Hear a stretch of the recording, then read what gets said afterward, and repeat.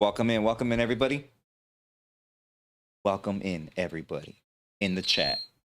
There you go. Wow. There you go. Already. We're back. Are we back? Yeah, we're back. Everybody see us? We're back. Can you guys see us? Can you see NORBEEZ? He just got a haircut. Hey. I don't know if you can tell with this hat. Yep, sure did. Welcome in, everybody. I hope you guys had a great day. I hope you're having an even better evening. I hope you guys had a fantastic dinner. Oh, you mean I hope you had a marvelous day? Well, I didn't say, oh yeah, did I say great? I said great day? Mm-hmm. Okay, I hope you had a marvelous day. There you go. My bad. I need to be corrected sometimes. But how was your day, NORBEEZ? It was good. It was good. Guess what I did today? So today, no, I'm just playing. How was your day, bro? No. You know what? Pick that up too, so you can show the people. What? No, I'll show them right now. But how was your day though? What'd you do? That was good. It was good. Let's see. I just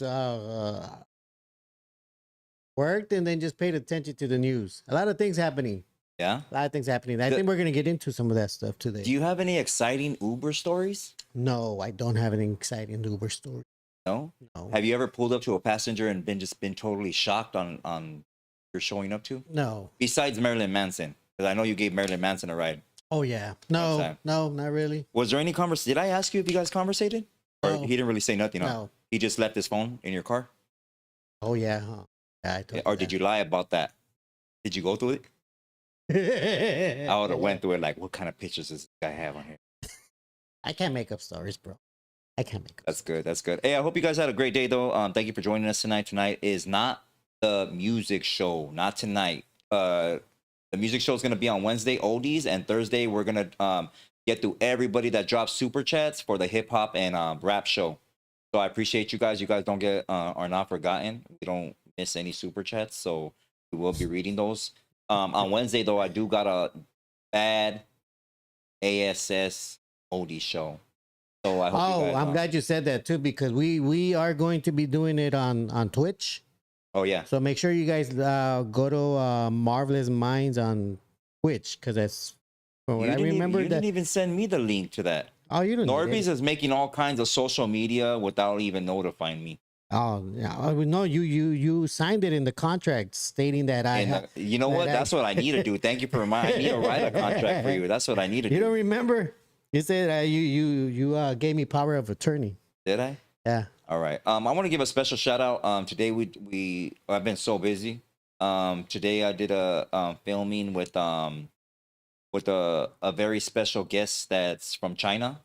I guess the Chicano movement is progressing over there. Hey. And he's really into it. He's doing a story for the college he's attending in or the university actually in New York. You know how much he pays for rent in New York, bro, in Manhattan? What, like a 1-bedroom? Almost $6,000. Yeah, that sounds about right. A month? Yeah. That's ridiculous, bro. Yeah, well, it's a very small, tight area. You know, there's very limited spaces for people to live. Where do you even make that money to pay that, you know? Stock market, rich Asian parents. Well, and actually that's what he's into. He's into computers and all that stuff. So, but yeah, I took him today. He came down. He brought me a gift. Some Henny. So I never even seen this case right here. I guess there's 2 versions of this case. It's pretty dope though. I haven't tried this. I don't know if I want to try it because it looks like it's like it'll get NORBEEZ ratchet. Hey. So, but dang, how do you even open this thing? There you go. You're supposed to twist the top. And just it has a lock. Put a little bit. It has a lock right here, bro. Huh? Look there's a lock right here. Oh. And it's made out of pigskin. So the basketball material, right? What? I guess. Yeah. Is that pigskin? Or no? No, you're thinking of a football. Have you guys ever tried this one? I don't know. I haven't tried this, so I don't even know. It looks like Hennessy Kool-Aid. I've tried Henny, but I never tried this one. So I don't know if this is good. Have you guys tried it? Leave it in the comment. Interesting bottom right there, though. You see the bottom? Where? Of the bottle? Oh, I didn't even look at it, bro. Yeah. It's interesting because the way they designed it is it's like a butt plug.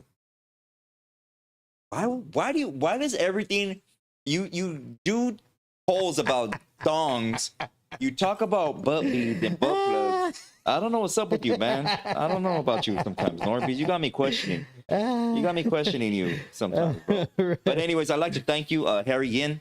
Appreciate you, bro. Shout out to Harry Yin. It was a great day of filming today. Hopefully you weren't nervous being in the hood. I took him to the hood, NORBEEZ. So we walked down. We walked down. Don't say that. You're gonna start people making clips. So what? Anyways, we walked down Woodard Boulevard. We filmed.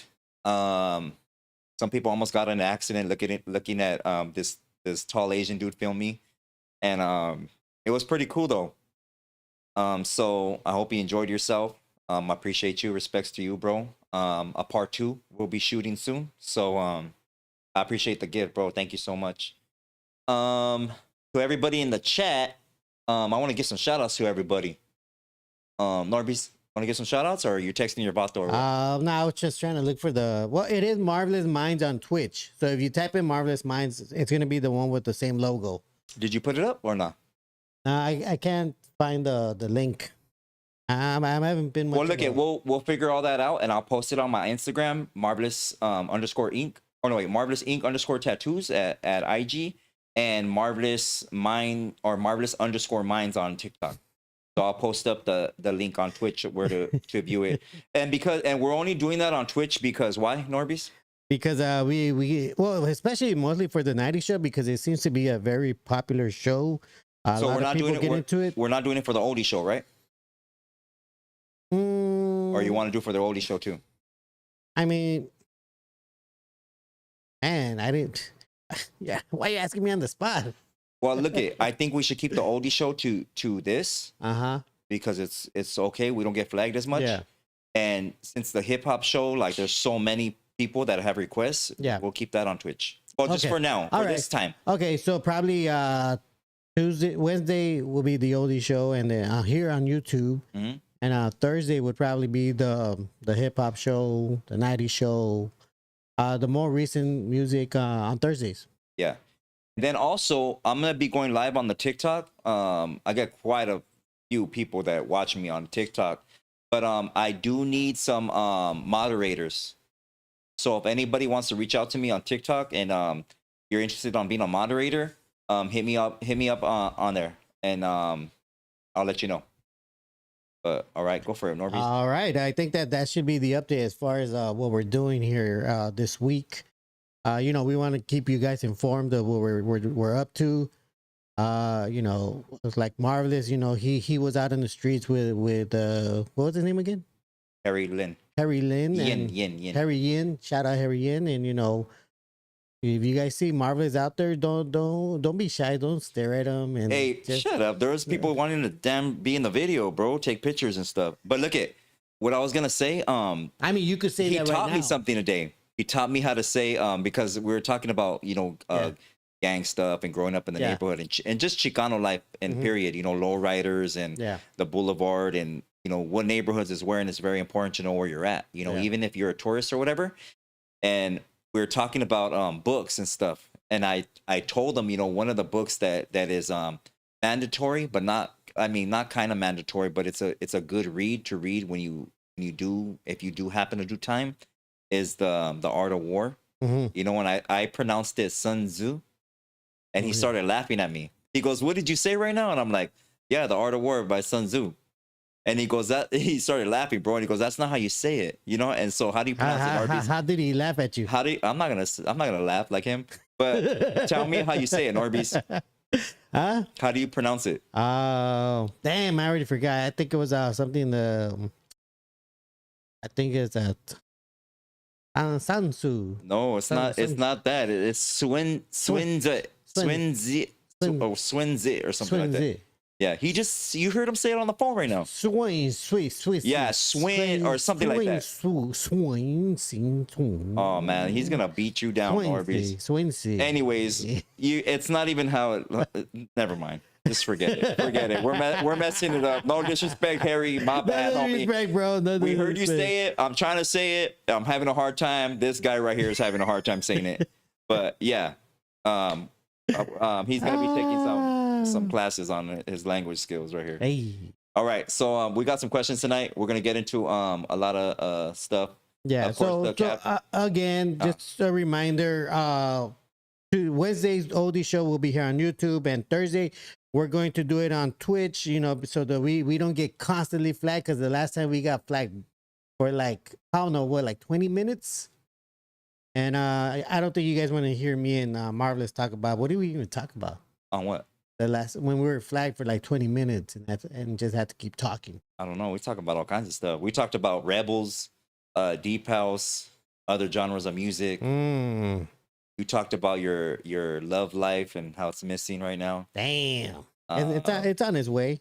What else? Well, how'd that oldie go? Oldies You go? talked about your collection of the episodes of the Golden Girls. Hey, shout out to the Golden Girls. Don't hate on what Golden Girls. You know you watched What it. else did you I talk know you about? watched the Golden Girls. I know for a fact you I watched it. never watched the Golden Girls. Everybody watches the Golden Girls. Nobody watches that show. You ain't from the hood if you That's didn't like watch the show. Golden Girls. That's like MASH. Nobody watched MASH.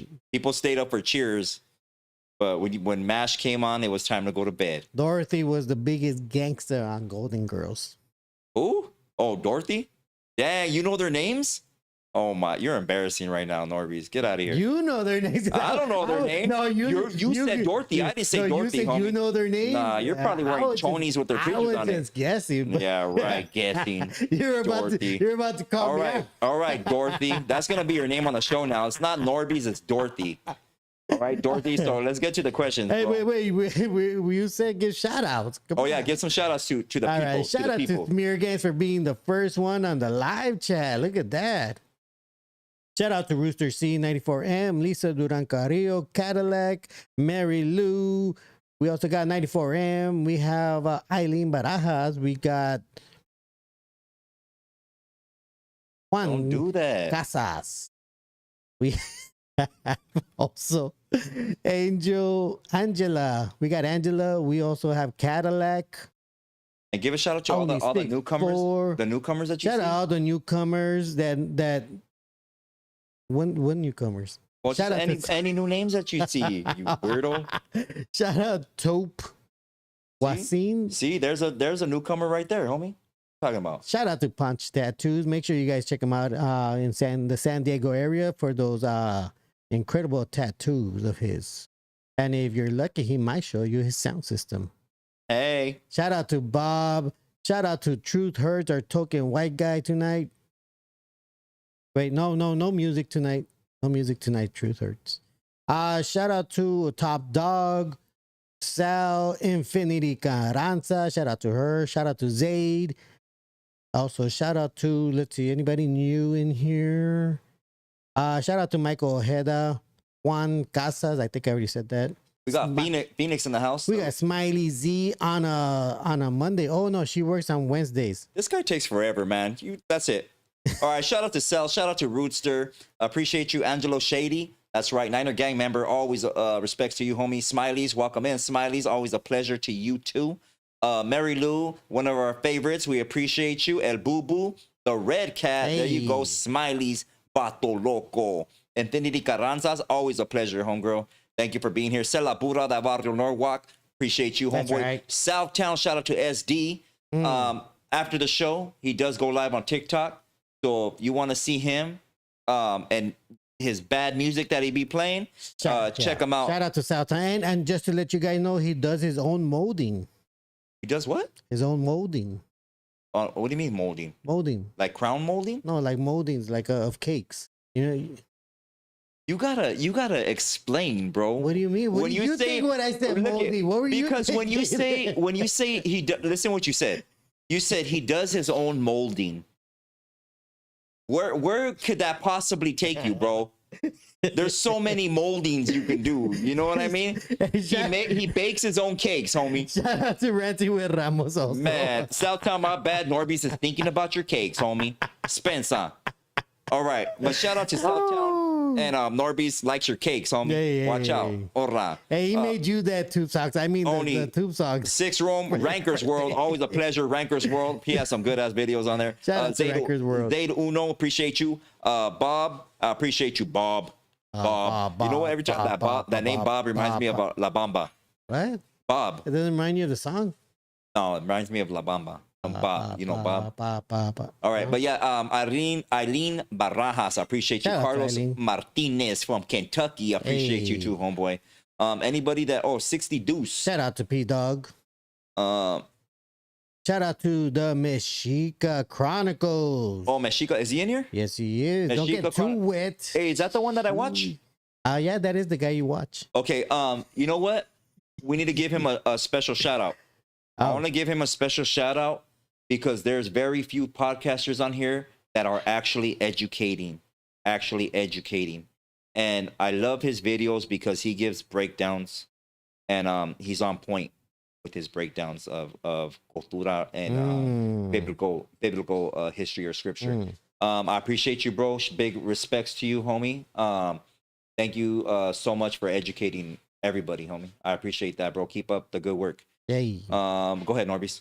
I think that's pretty much everybody, bro. I think we can move on to the questions. All right, go for it. Let me find. Let's do everything you want to do. Of course, they don't call it NORBEEZ for nothing. All right. Hey. I'll buy you a new hat, man. No, this is a very special hat. It's from the one and only Polly's Project. Rest in peace. Okay. All right, we're gonna get to your questions. We are gonna be taking calls because I want to know your thoughts on a lot of stuff that's going on. Or you know what? Are you gonna read you want to read the questions, or do you want to play that audio? Let's read the questions and then get to the after. All right, we got some audio to play for you guys because we want to hear your thoughts on it. Did you send it to me on the? I didn't send it to you because you said you had it. Remember? No. I asked you to send it to me. I told you to send it to me because I don't have it. All right, I'm gonna send it to you. Go ahead, bro. All right. As always, first come, first serve, and the first one tonight was Philo Foa. He says, "What's up, fellas? If you could go back into the 90s," I read that wrong. If you could go back to the 90s and money wasn't a problem, what car you buying brand new? Ooh, in the 90s. In the 90s, what car? Yeah, I already know what car. Okay, go for it then. I'll get a. Speak on it. I'll get a 1996 Toyota Supra. A 1990 Toyota Supra? 1996 Toyota Supra. He said, if you could go back to the 90s, does it have to be a 90s car? Yeah, he said back in the 90s. Okay, but well, what do you think? You're going to buy 2,000 cars in the 90s? Well, this is how I took the question, right? If you can go back to the 90s and with the money that we were making and buy a car, any kind of car from back then that we idolized, what kind of car would it be? Oh, yeah, brand new. Brand new? Yeah, brand new. But does it say specifically from the 90s? Yeah. It has to be from the 90s? Yeah. Okay. Yes. Ain't nobody buying a brand new 80s car in the 90s. No, but I'm saying there's cars that I liked as a youngster that I wanted, bro. You know, I like it though because it's limiting you down to the 90s. I know you're gonna get a 1994 Honda Accord for sure. EX model. That was one of my top picks, right? I just know the homie. One of the, I'm not gonna say his name, but one of the homies had a Civic with rims. That was one of them. But my pick for the 90s was an Astrovan. What? Yeah. I wanted an Astrovan on Dayton's. Well, weren't those considered like creeper cars? No, it was a gangster car. Are you sure? And the reason because it had that sliding door that you could just open up and just unload. And I know I'm speaking reckless. I know I'm speaking reckless. If it was a video game, if it was a video game. Yeah. A video game. Yeah, we've seen it in the movie, right? Shout out to the Jedi. So like the movie Colors, right? When the dude pulls up in Colors, and he catches Rocket catches that dude. Yeah. So a lot of homies were getting Astrovans and they were throwing Dayton's on the Astrovans with the system. That shit was fire to have that. An Astrovan pull up and you have all the homies. Yeah. Like there was a homie that had an Astrovan. And we used to go visit the homies, rest in peace, up there in Rose Hills. And we go deep about the Astrovan, all of it, like 10 homies in that Astrovan. It's like a mobile Momo. Yeah, like you can only fit so many homies. And I remember we were getting down with another barrio and we hopped in the homies. Man, what kind of car was it? It was a is it a Celica? It was an old car.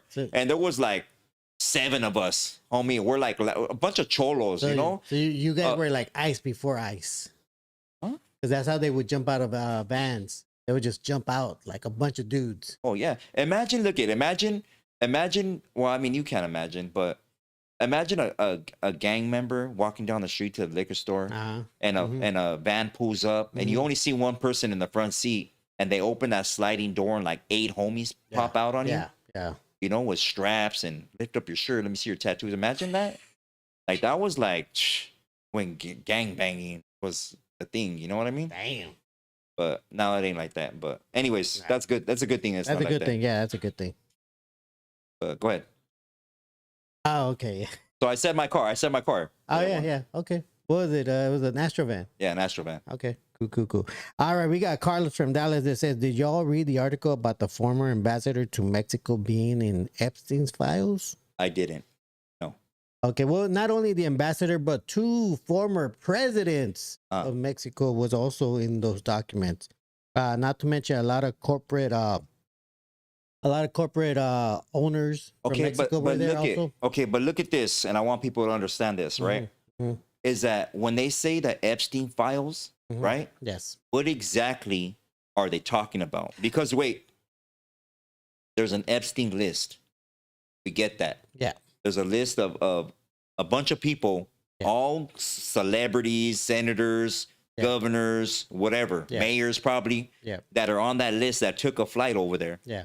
But the files consist of what? What are they going to have files on, and what were they doing? Unless there's video and audio of them doing certain things to young people, you know what I mean? Then that's a thing. I've seen videos. Like the DOJ got in trouble this last week because some of the files that they released actually had teen pictures. Oh, really? Of that should not have been on there anywhere actually. Well, I know who has somebody that has the main video that got his Instagram taken down for it. That Epstein video, bro, I showed you. Oh, yeah. So the file, it consists of the files that the Epstein estate had to turn in, as far as like email, document, pictures. Also, not to mention court filings against Epstein and what's her name? Also, Maxine Gaswell, whatever. Yeah. Court either complaints. Did you say Gaswell? Gaswell, Maxwell. Gaswell and Maxwell are 2 different things, bro. Go ahead. So it consisted of those court documents of complaints or also people wanted to actually start a case against them. Yeah. So they turned these things in. So that's what it consisted. Not only Epstein's own estate documents, but also people's accusations and there's a lot and statements. Look at the documentary on the whole Epstein thing, right? Look how many people that came forward. Yeah. You know? But this is the bigger question, and I wanna voice this to the audience right here. Okay.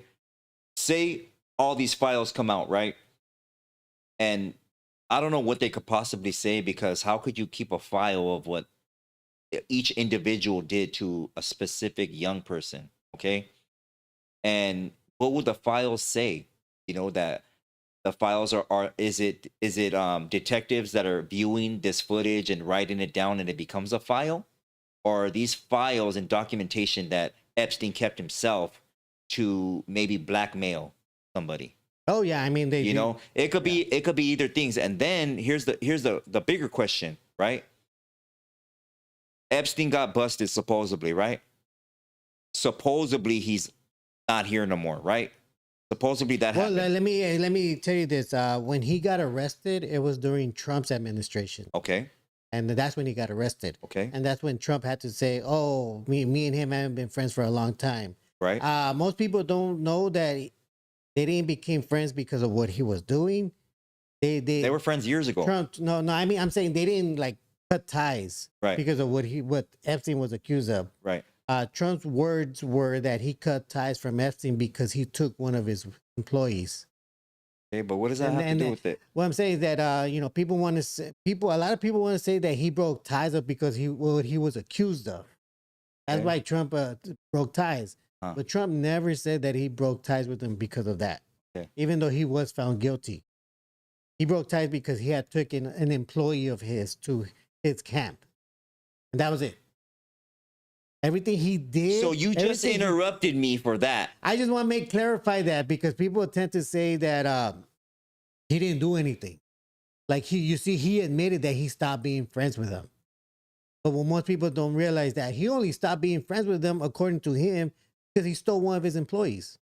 Okay. But everything aside of what he did, didn't really bother him. All right. Well, what I was gonna say is that say everything comes out and you find out the specifics on everything that these people did, right? Yeah. It's already controversy over if he's alive or if he's not alive. Yeah. Because of the footage that's missing. Yeah. And everything else, the sightings that have happened. Yeah. Of him being spotted in, where was he spotted in? Iceland? Probably. At some dock. He was docked there or something. Well, I mean, he's been everywhere, bro. So yeah, so say all these people, right, are found to be doing certain things, right, that they shouldn't be doing, of course. What should happen to them? How could you trust the government when you can't even trust the government now in incarcerating somebody for something like that? You know? He got set free. What I'm trying to get at, bro, is there a bigger agenda? Are they trying to get the public so mad at what I'm doing is everything. I'm bringing everything that's happening right now with immigration. You know, the Grammys just happened where all these celebrities spoke on ICE, right? You got different unalivings that happened live on YouTube that has happened that has caused the public to have an outrage. Yeah. You got people being falsely arrested. You got kids that are being detained and taken away from their parents because their parents are supposedly illegal. You know, you have all these things that are causing the masses, the public, certain ethnicities to get frustrated, furious. Yeah. And you got all this stuff all of a sudden that's pointed at the small hats, right? Yeah. You got invasions of countries. You got propagandas of wars. Yeah. You got the epidemic of substances in our communities. You have every single thing that can possibly go wrong is going wrong right now or happening. And it's all being, you know, put out there on media. We just spoke about media, what media was, right? The other day or last Monday, right? Yeah. We're all seeing all this stuff. You know, we know that they have false flags. We know that they have agendas. Yeah. Is there a bigger thing to this than just one small thing that a group of people are looking at, like the Epstein files? Is there a bigger agenda to cause a certain event to happen, a catastrophe to happen, or a bigger change on this land to take place? Is there a changing of the flag that's going to take place? You know what I'm saying? Are they trying to gentrify the whole state of California and Texas and Arizona to move a certain group of people out and move another group of people in and rename the land again? Like it's done with the Red Sea to the Gulf of Mexico to the Gulf of America? Are they trying to rename and recolonize everything and switch it up? You know what I mean? Are they trying to cause an uprising within the masses to enforce more laws on us? What's going on? Because people are busy filming, people are busy protesting, and they've been doing that for decades, bro. Decades, right? Decades. Think about that. The laws are going to change someday. This president's going to do better for me. This law is going to change. Watch. Where the taxes are going lower or whatever they want to say. You know what I mean? Laws are changing. But it never gets better. In reality, it never gets better. But you know what I noticed, Marvelous? I noticed like for instance, like today I listened to quite a few podcasters that were speaking up on like what ICE is happening and what we're going to talk about. But I noticed in their words, I hear a lot of fear. And what? In their voices and their words, like saying, don't challenge the system. You're not gonna win. Just live your life, be content. Who's saying that? There was a podcaster that was stating that, you know, our people shouldn't try to rise up and shouldn't even fight because it's a losing battle and we don't have a chance. Well, it's only a losing battle, bro. If you don't have, and I'll say it like this, it's gonna sound crazy, but when you don't have the weaponry Yeah. and the mindset to Yeah. back you up, right now, and if you got to really think about this, right? Instead of, I know a lot of you are religious and you're Christian, or you believe in a democracy. You know what I mean? You believe in that we live in a free country, but you really have to take a step back and realize for generations that this has been going on, right? And the reason that this has been going on and for so long is because they keep on indoctrinating our kids into their systematic way of thinking. That's why. And it starts at kindergarten. It starts at preschool when they start showing them different shapes and squares and numbers and words and what a verb is and what a noun is and teaching them their language.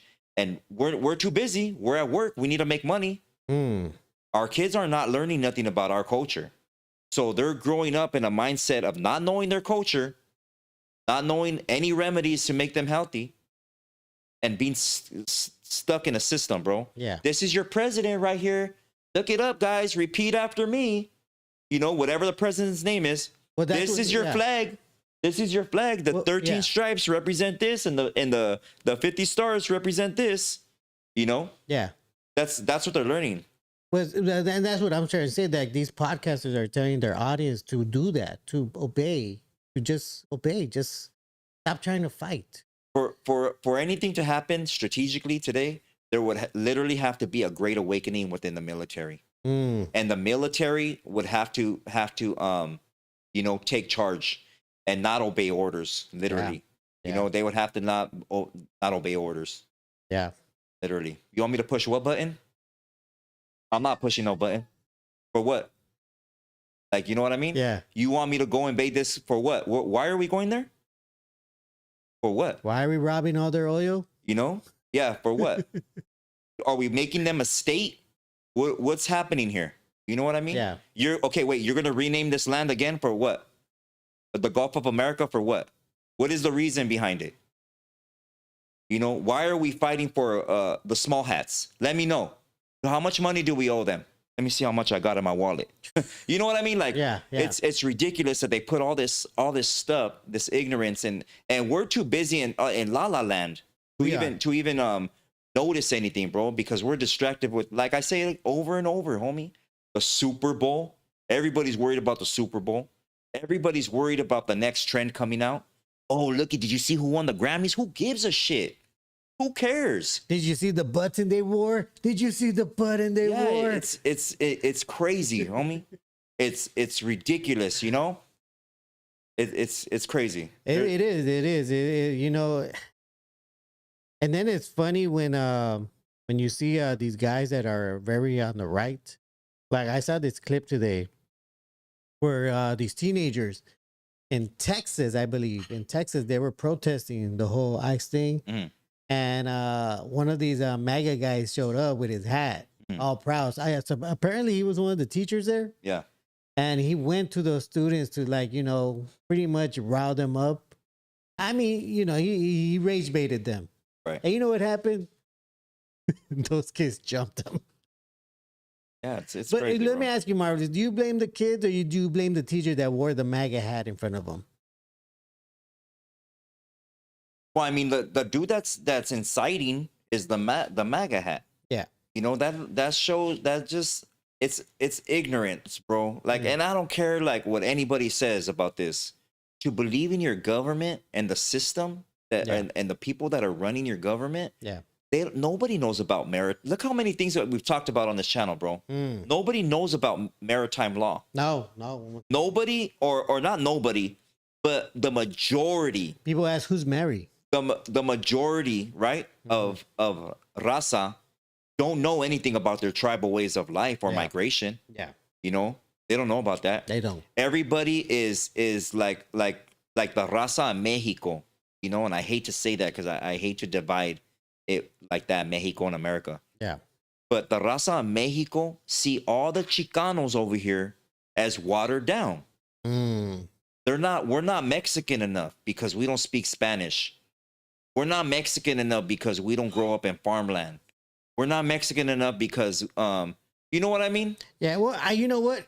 I kind of get it now though, man, because like I said, I heard some of these Chicano podcasters, Yeah. and they're telling their audience to just be obedient. That's insane. Those are simps. I would never tell anybody to bow down right here. I would never tell anybody not to raise your hands up and throw putazos against somebody that's oppressing you. I would never say that. Oh, well, you know what? Maybe the laws will change. You know what? Just you should stay home like you did, NORBEEZ, the last show. Dang. Didn't you say that, bro? What did you say? No, I didn't hear. What did you say? Yeah, you know what you said. But to be careful. You were saying to be careful, you know where you go. Maybe you shouldn't go there. What are you saying? Oh, no, well, I was talking, I'm not talking about us. I'm talking about people that, you know. But it's the same sense, bro. Yeah. It's the same mindset. Oh, well, yeah. It's the mindset, like, point there. Like, okay, the homie. My bad, Harry Yin. You're the homie. But when I took the homie to Harry Yin, right? Yeah. To the neighborhood today. Yeah. I showed him everywhere. Yeah. I took him to the Maravilla projects. Yeah. I showed him the handball court. We walked down Whittier Boulevard. I showed him the different clicas and how we grow up and different, like the Kennedy Hall where, you know, the homies used to dance right there. They would take their girlfriends to dance. I showed them the old theater, you know, the CVS. I took him to the Commerce Center, you know, showed him that.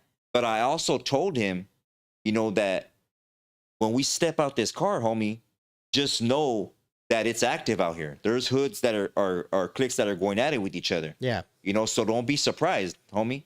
And he kind of said it like, oh, like if I was joking, you know?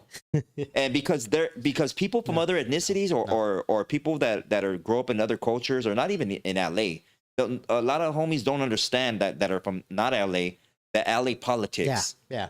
They don't understand how Cali is so Cali active. That's a real term. Cali active. There is no other. There is no other. I don't care what any other state says. Cali active is straight a war zone, political. Yeah. Which you better watch out what hat you're wearing. You better watch out what kind of laces you got on your shoes. Yeah. You better watch out. You know what I mean? Yeah. If I don't have a hat on, I'm flossing my neighborhood. You know, people are gonna take that as disrespect. Yeah. So I told them, you know, if anything happens, you know, just I warned you. You know what I mean? And I told him, you know, he found out I was serious about it. You know. So guys, stay tuned for that video to come out sometime soon, maybe. Yeah. So look out. What was I saying right now? But what I'm saying is, you can't right here simp everybody out. Yeah. And be like, oh, you know what? You got to be careful. Or girls might run into girls that go to a nail salon or nail shop, bro. Yeah. And they know the girls that gossiping about them go there. But should they stop going there? Hell no. Hell no. Why? That's weakness. You know, and especially it's emphasized and magnified 20 times more with men. Yeah. With men. Don't ever be scared, especially being on your own land. Don't ever be scared to go nowhere. Go everywhere. The Wedders are taking your phrase. What? And wait, is that your phrase? That nobody's illegal in stolen land? Yeah. Oh, who said that? I heard two people say that, bro. I heard somebody said that. Who said that? Billie Eilish said that. Somebody said that. I heard them. I'm like, where'd they get that from? Yeah. But yeah, I don't know. But anyways, don't be a simp, man. Don't be scared. I wouldn't tell. I don't know, man. That's why I wanted to ask you, because I heard that today from another podcast. I'm like, is this guy really saying just obey, just lay back and take it, and you know? Yeah, so but you know, but I'm thinking maybe because this dude, dude's been in prison for a very long time. He never really been outside, so he's always, you know, I gotta imagine somebody that's been in prison. You always gotta be scared of the guards, right? You always gotta be weary of them. No, because you fear homies that are busted don't fear the guards. They don't fear the guards. No, homies fear homies. Homies don't even fear other ethnicities. Put it that way. Oh, okay. And I'm not even trying to sound like all crazy with it as a collective. We'll say any Southsider, but any person that's active and with the business, when you get busted and you go to the county, you're not worried about the other ethnicities. You're worried about you got to worry about your own people. Yeah. A homie will take another homie out faster than another what you call it, Yeah. cleaning house. So maybe it's not the guards. Maybe it's the authority, the ones that have the power to release you and keep you in there. Maybe those are the ones that you grow to, like, either No, you gotta watch fear out or respect. You gotta watch out. No, and it's not even about respecting them, bro. Because you're gonna give respect to who's giving you respect, whether it be a guard or not. I'm saying the like for instance the people that grant you parole, because you got to go in front of them, right? Yeah, but you go in front of them and you play the role. You're not gonna be intimidated or scared of them unless you're trying to pull a weak move. You're gonna go out there and just, I mean, like the movie, you know what I mean? Your paperwork, what you accomplished in jail, that's your resume right there. But Look at, I did this, I went to these classes, I took this counseling, I'm doing sobriety, or whatever you had to do, whatever they said. I paid off I'm going to Bible study. I mean, whatever. Not too many homies are doing that unless they're on another yard. But I'm saying, like, since they want to get out, they kind of have to hope that these people, No, the thing you got to worry about, NORBEEZ, and this is why it's kind of hard to have a conversation with, and I know this no, with you is because you're not a gang member. No. What you got to worry about more than anything is being called on to do something. Okay, so that's what you got to worry. You could have months to the house. Okay, so going home, and if you get asked to do something, the answer is yes. Always, right? That's it. Now I'm wondering, what makes this guy has been in there for a long time fear and tell his audience to just obey and not try to fight against the system. Well, I don't know who you're talking about, but you don't have to say their name. Yeah. But the only reason I don't think it's fear, what I think is him not knowing enough. He doesn't know enough, bro. And people that don't know enough about and the same thing, like about politics. Yeah. They don't know enough. They can't speak on everything because they don't know nothing. They're only speaking they're in a little box. Yeah. And they're only speaking on stuff that they know or heard or seen on TikTok or Instagram. And they still believe in laws. They still believe that they live in a free country. Yeah. They don't know about maritime law. They don't know what the birth certificate stands for. Yeah. They don't know their true ethnicity. They're still right there in the Grammys saying, I'm Latino. They're still using the word Hispanic. They're still using these terms of oppression. They don't know enough to speak. And those are the people that need to stay quiet. They need to educate themselves a little bit more, read more books. If you're doing a lot of time, you got all that time to educate yourself instead of looking at another man's chonies. Okay? Real stuff. And it's real stuff. No, you're right. Because you're so right. many people come out, and I'm going to say it like this to all you prison podcasters and you want to be gang members and all this and that. Take a look at yourself, right? Take a look at all these podcasters that are coming out. Yeah. Is any one of them educating our people? Any one of them? And if their form of education is showing a homie, a little carnal, a little nephew, their daughters how to make a spread, how to do a burpee, if you think that's education, get the hell out of here. Get out of here with that. You are a pendejo. Straight out, NORBEEZ. They're dumb. There's no education. I'm going to interview a prisoner after prisoner after prisoner after prisoner. And, how much time did you do, homie? Oh, what yard were you on, homie? You know what I mean? And it's the same story. Oh, I seen this fool, get done up. Or I was on this yard with this person and I was over here and I went to 3 pintas.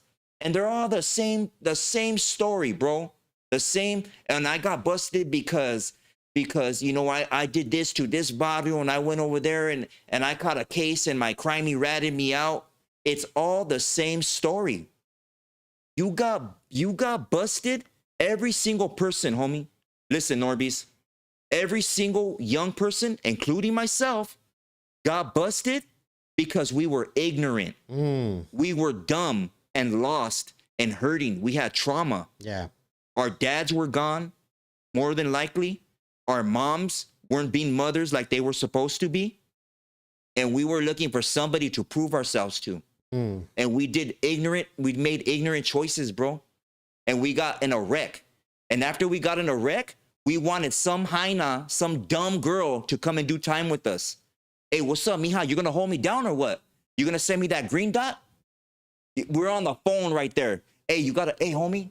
Hey, passing huilas, passing lines down the tira. Hey, homie, does she have a prima? Tell your hyena to get her homegirl, dog, to come and pull me off for visit. For what? And here comes a young, dumb hyena. Oh my God, he's so handsome. He's all tatted, fool. Like, come on. Think about it. What do those tattoos mean? He doesn't even know what those tattoos mean. No. You know? And we get in that same dumb, and it sounds crazy, bro.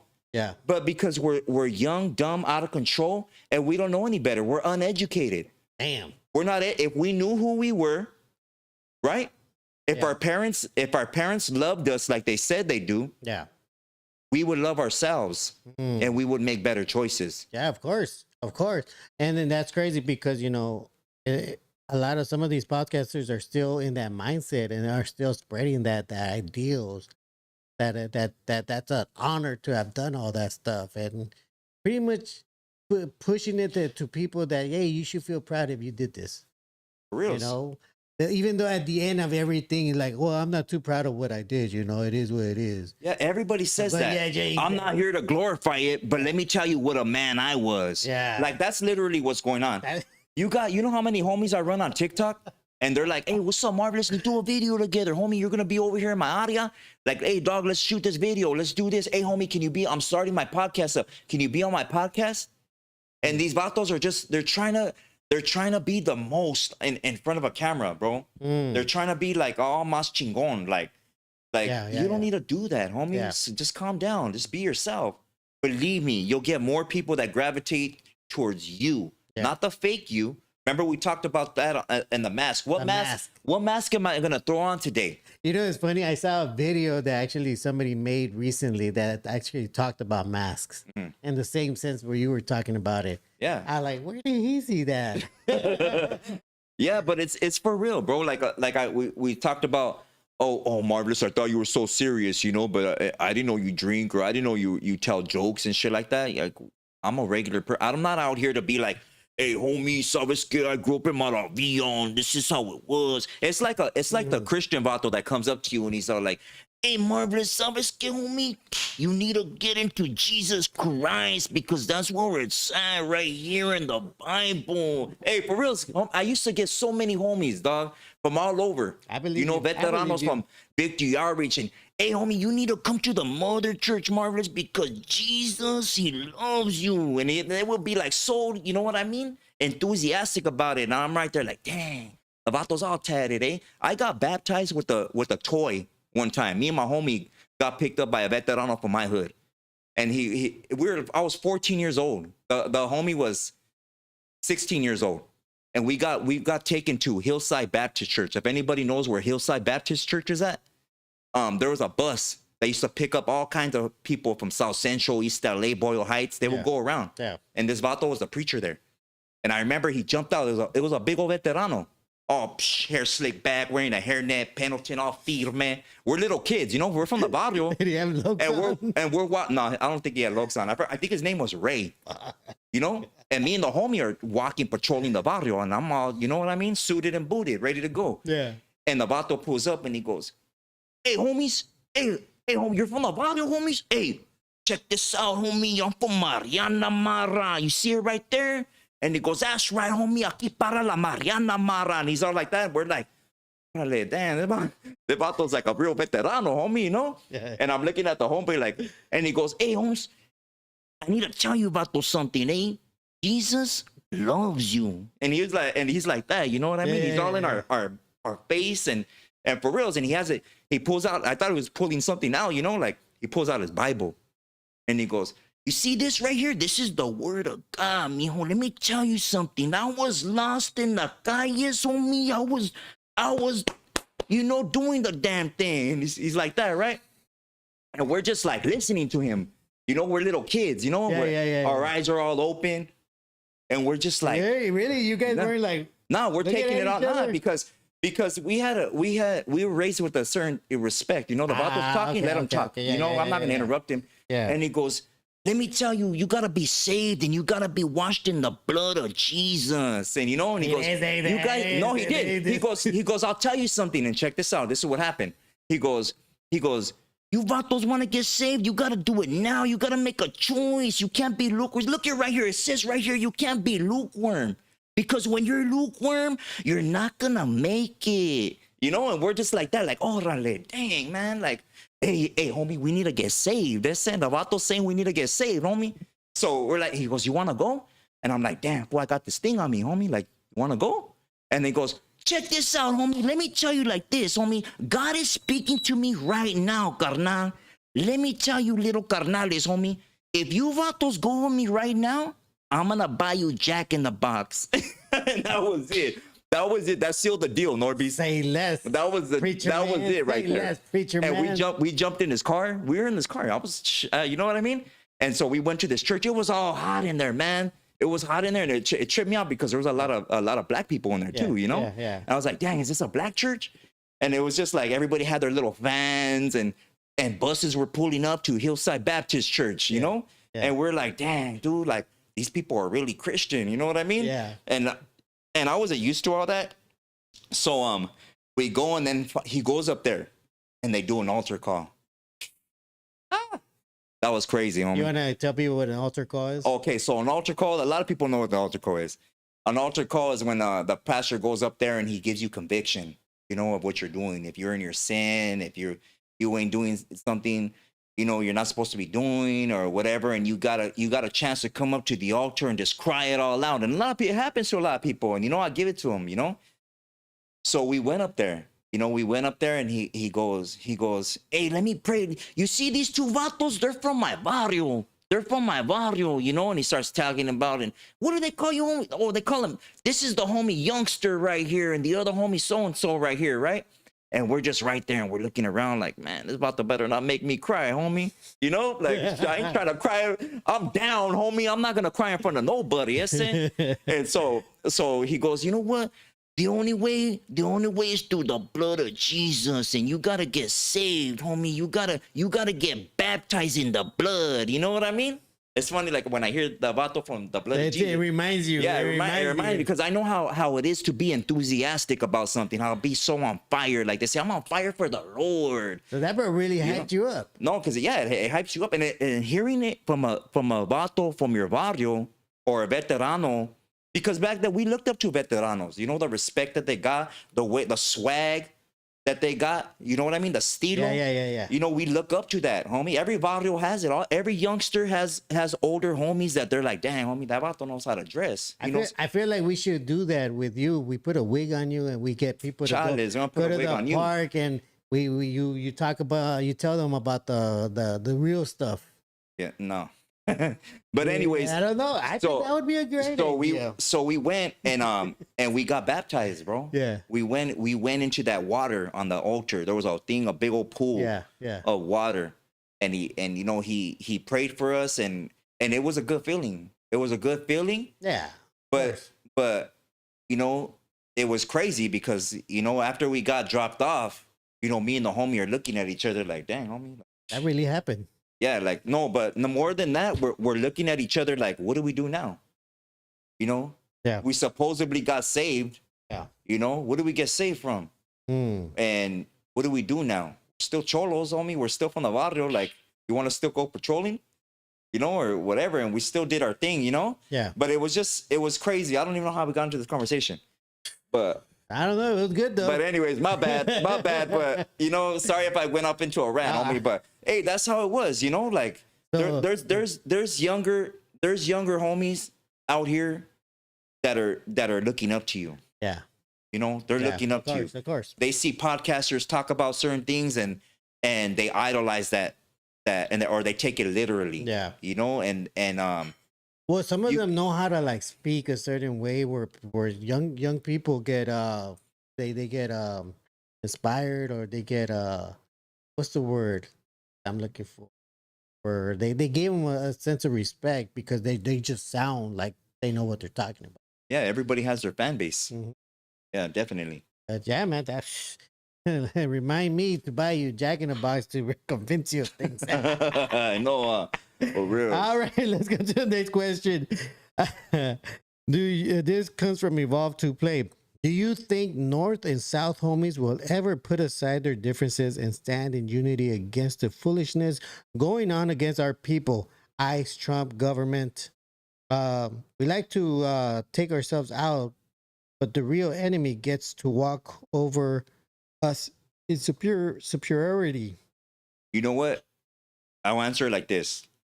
There's a lot of Northerners that hit me up, you know, active ones that are norteños, actual norteños, and some that are just Northerners.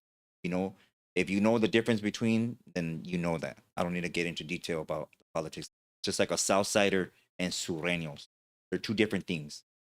Okay. But for the most part, the majority of Northerners and Southerners, Sureños and Norteños, they're smart. They're smart. They know that they're being peer pressured or have to involve themselves in certain activities. Not have to involve, but will involve themselves in certain activities, whether it be out here, whether it be in jail, because of the ego thing. Because we're trying, literally, the majority of youngsters, and I'm just going to say youngsters, because when you get older, you finally realize, you know, youngsters are trying to impress their homies. You know, they're trying to be with the functions, and they're still on that level, you know, of becoming a man's man, you know, and they feel that that's the way they need to go about it, you know. But at the end of the day, they still got trauma, bro. They still got something that triggered them to go in that path. Yeah. You know, maybe they might have thought somebody was a positive role model if he was from a neighborhood, but he's still from a neighborhood. You know, I did everything that I could not to have my kids be from neighborhoods. Yeah. But I was still from a neighborhood. Yeah. I'm still from my neighborhood. They're still seeing me be around my homies. They're still going to barbecues with me. Yeah. They're still going with me to homies' houses. Yeah. They're involved with me, seeing all that. No matter how much I deter them and say, no, stop, you're not going to do that, it's still going to happen. You know, because I'm still bringing that energy to the table. You know, so we have to, what happened? What are you doing? Looking like, ora, do I look like Pee Wee Herman? Orale. All right, 805. I see how it is. But anyways, yeah, but the majority of them that I talked to, like when I went to the car show up there, I went to a car show up there. It was a tailgate for a game that they had, the 49ers, right? Yeah. And two of my homies went inside the game. Yeah. And three of us stayed out of the game. We didn't have tickets to go. We just went for the tailgate and just to go check it out, to go check out San Francisco. Yeah.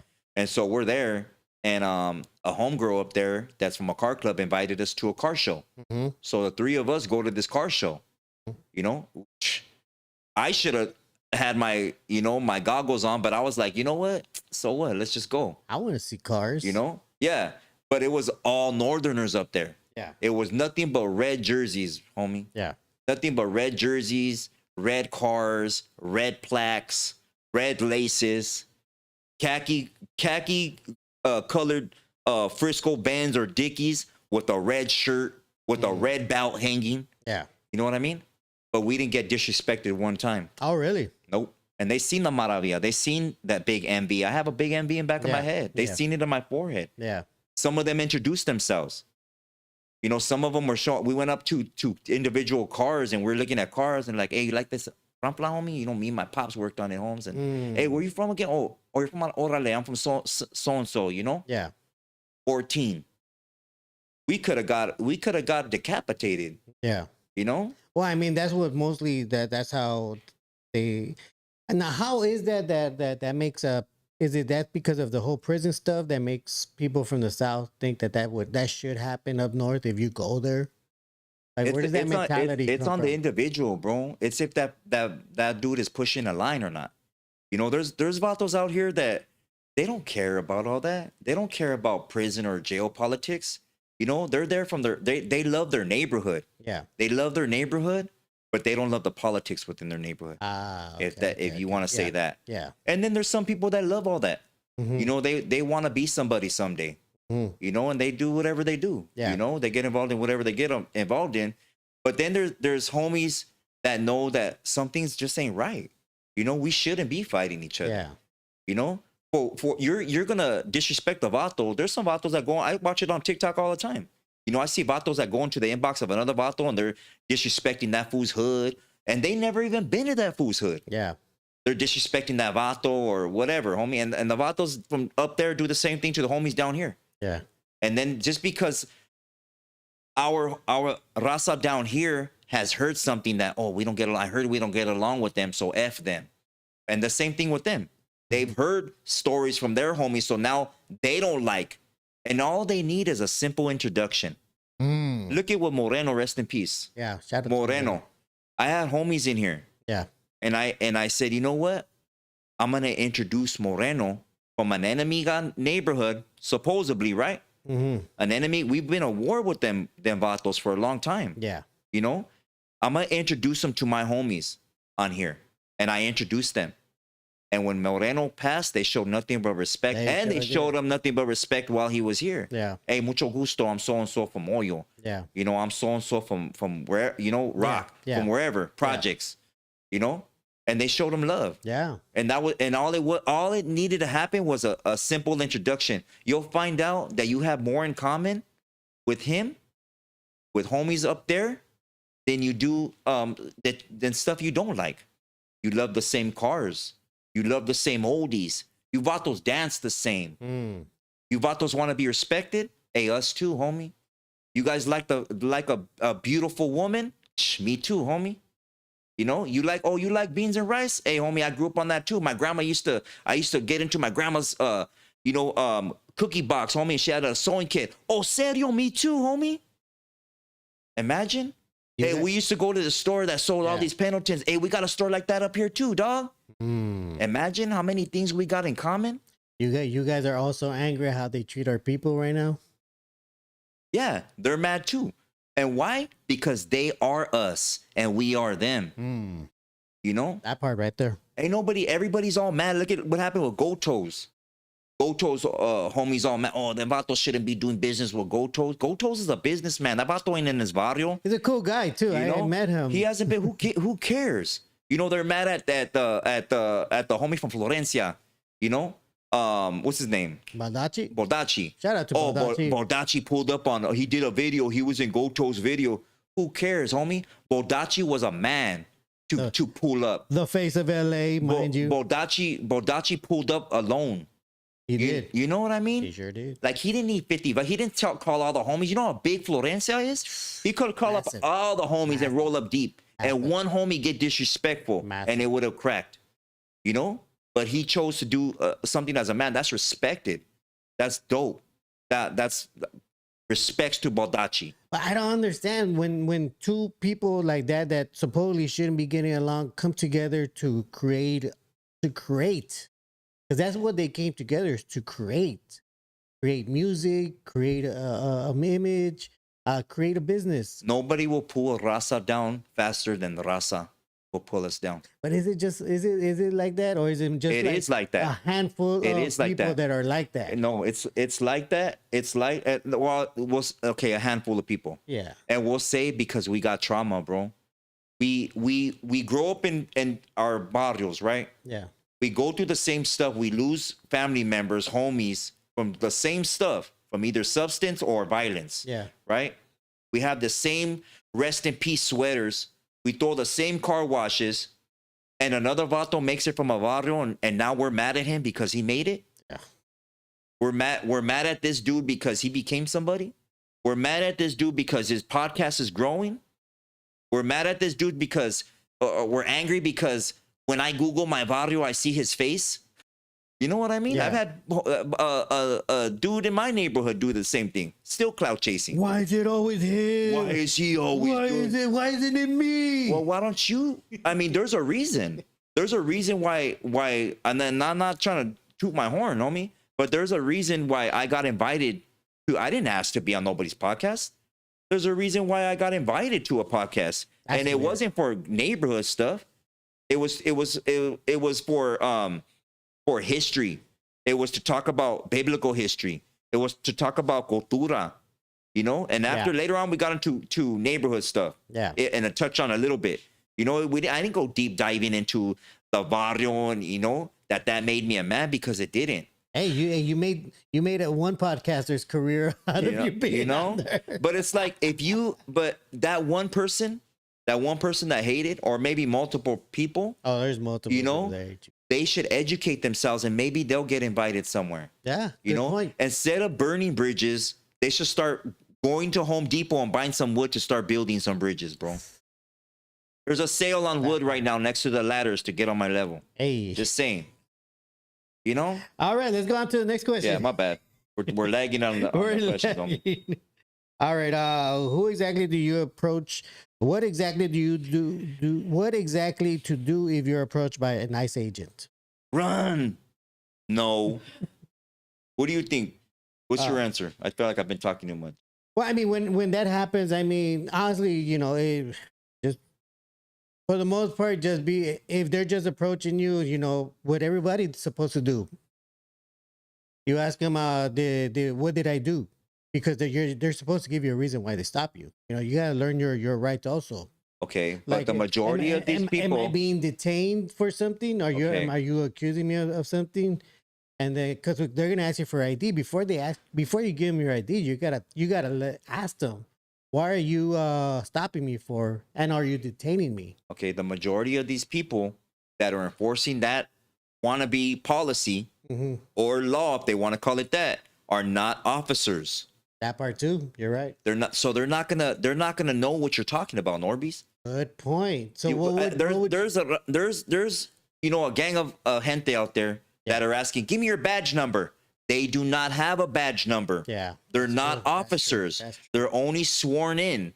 They're only sworn in to do a certain specific duty and sign that contract to do that. And that is to get you out of your community. Now, if they stop you while you're in your car, what should you do in your car? What do you think you should do if you're in your car? Not roll down your windows. That's for sure. I mean, it's different for everybody, bro. Yeah. People that have their kids in the car aren't going to want their kids to go to drama. Let's talk about regular Joe, a regular Juan. Okay, regular people. If there's more than 4 of you, band together.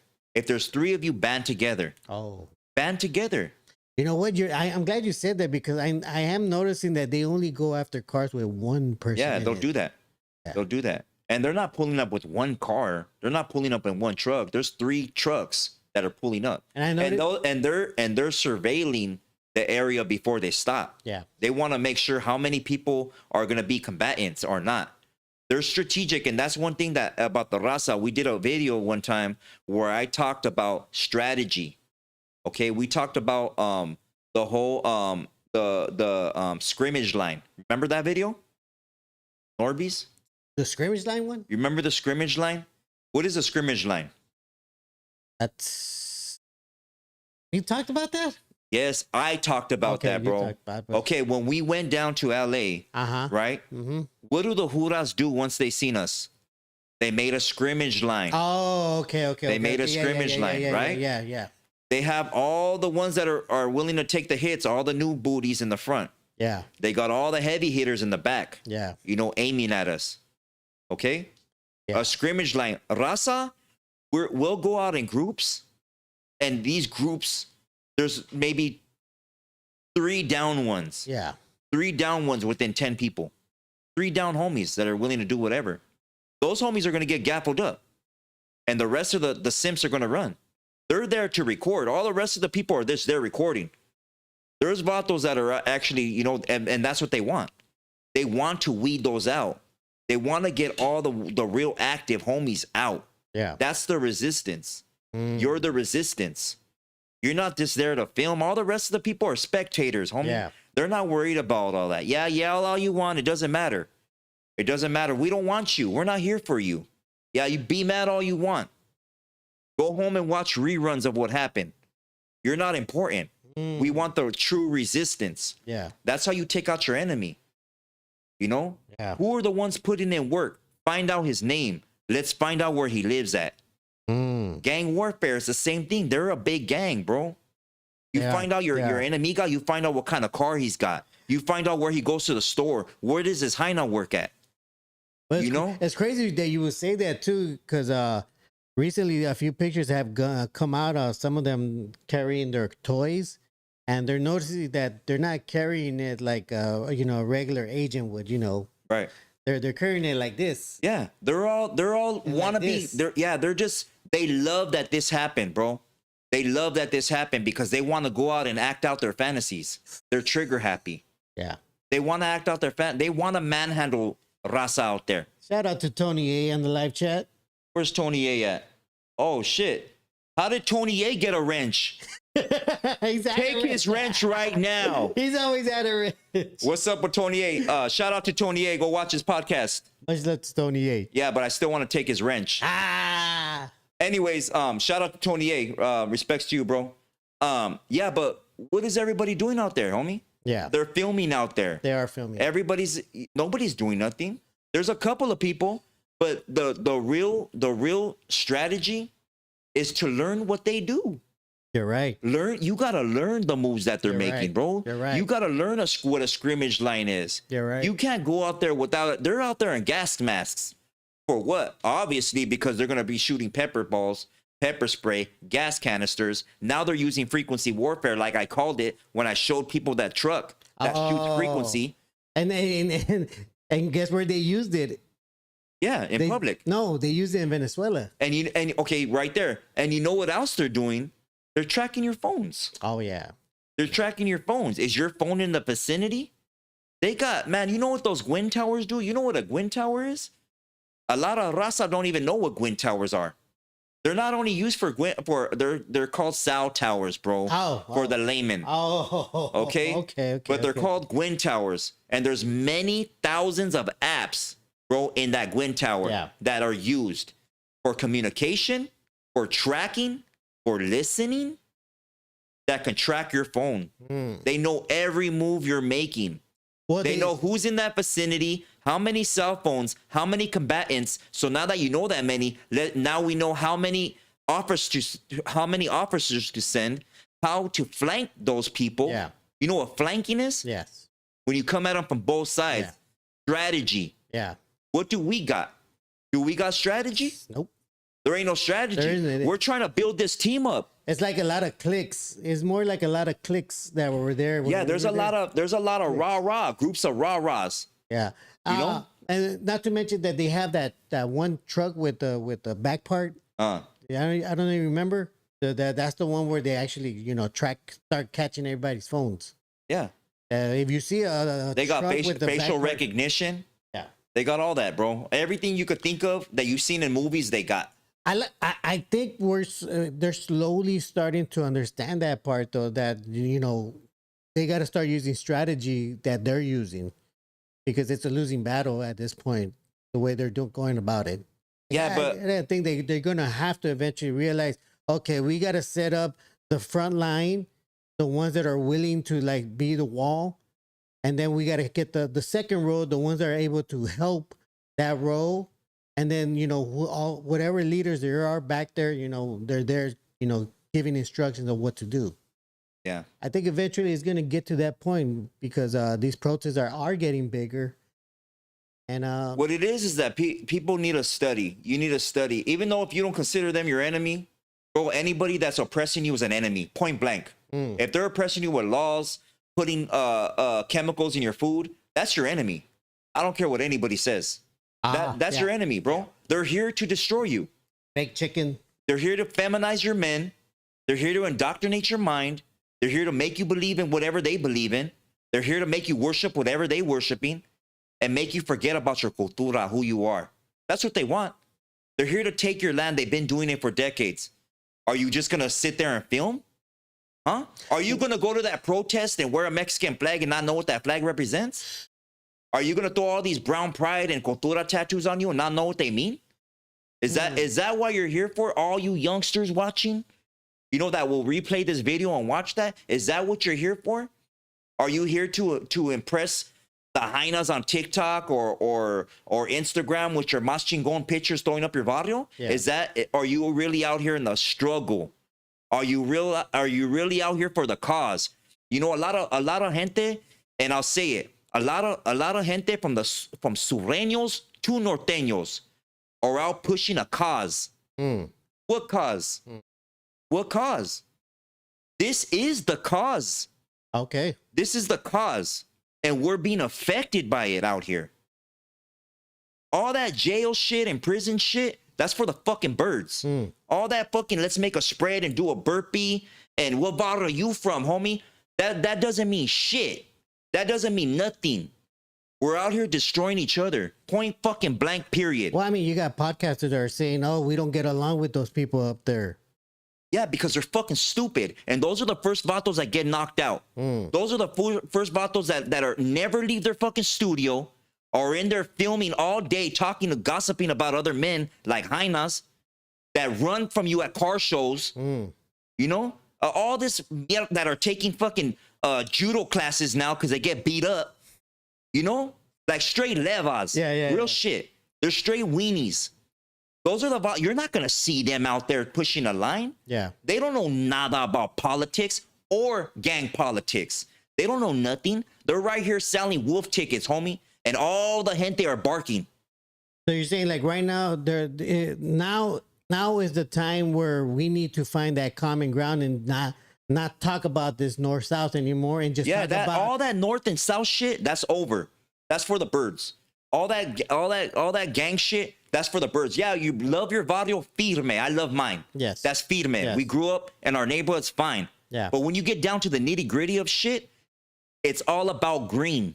All about green. Yeah. It ain't about red or blue. It's about green and who's making more of it. Yeah. That's all it is. Yeah. Homie. And another vato's ready to devour you for that green. He's ready to politic on you for that green.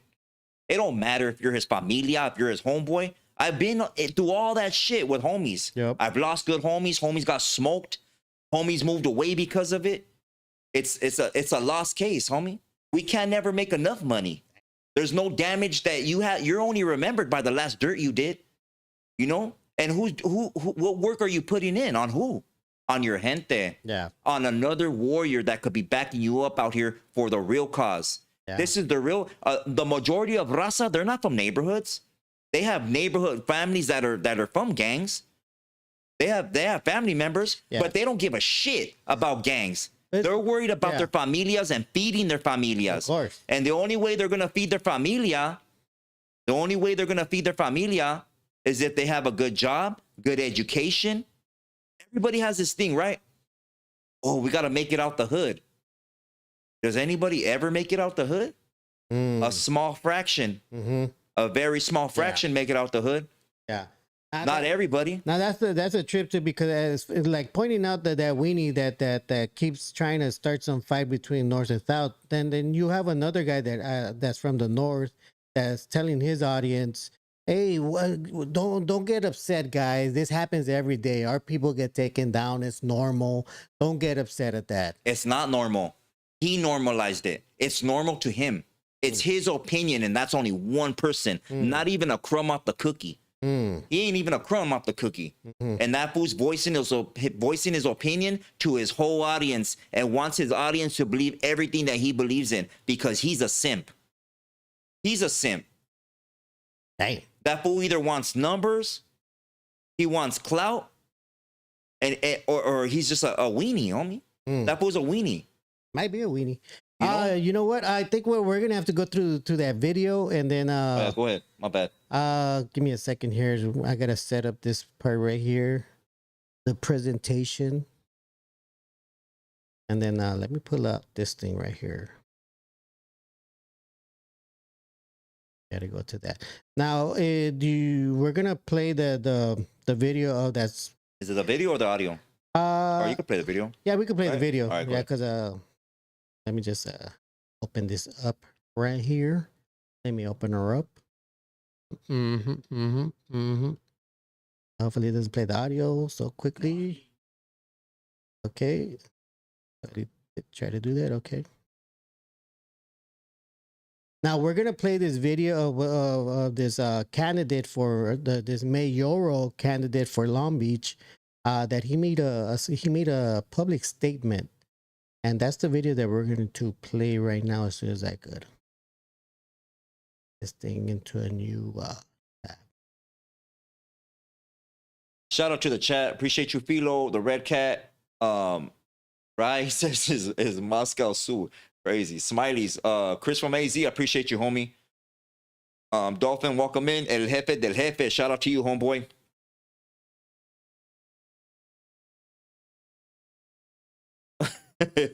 Chinga says, Orale nada weenie. Guppy.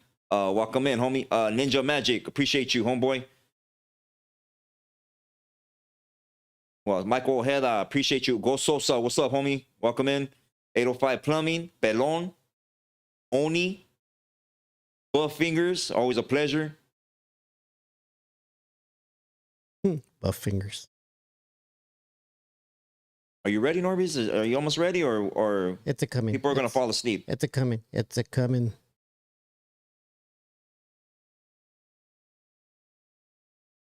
Carlos Ceballos, I appreciate you, bro. Oldie show coming up on Wednesday, homie. And the rest of the super chats for the hip hop show on Thursday. What's up, Wes? Welcome in, brother. Buff Fingers. That's a down ass name, Buff Fingers.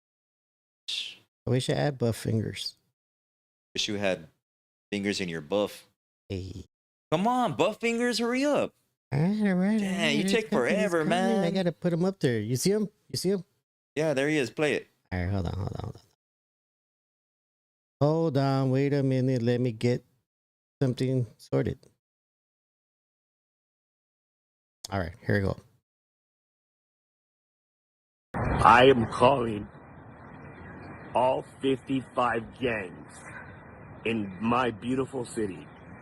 I expect a gang leader from every gang, all 55 gangs, and I'm not going to name them by name, but I'm calling the Latino gangs.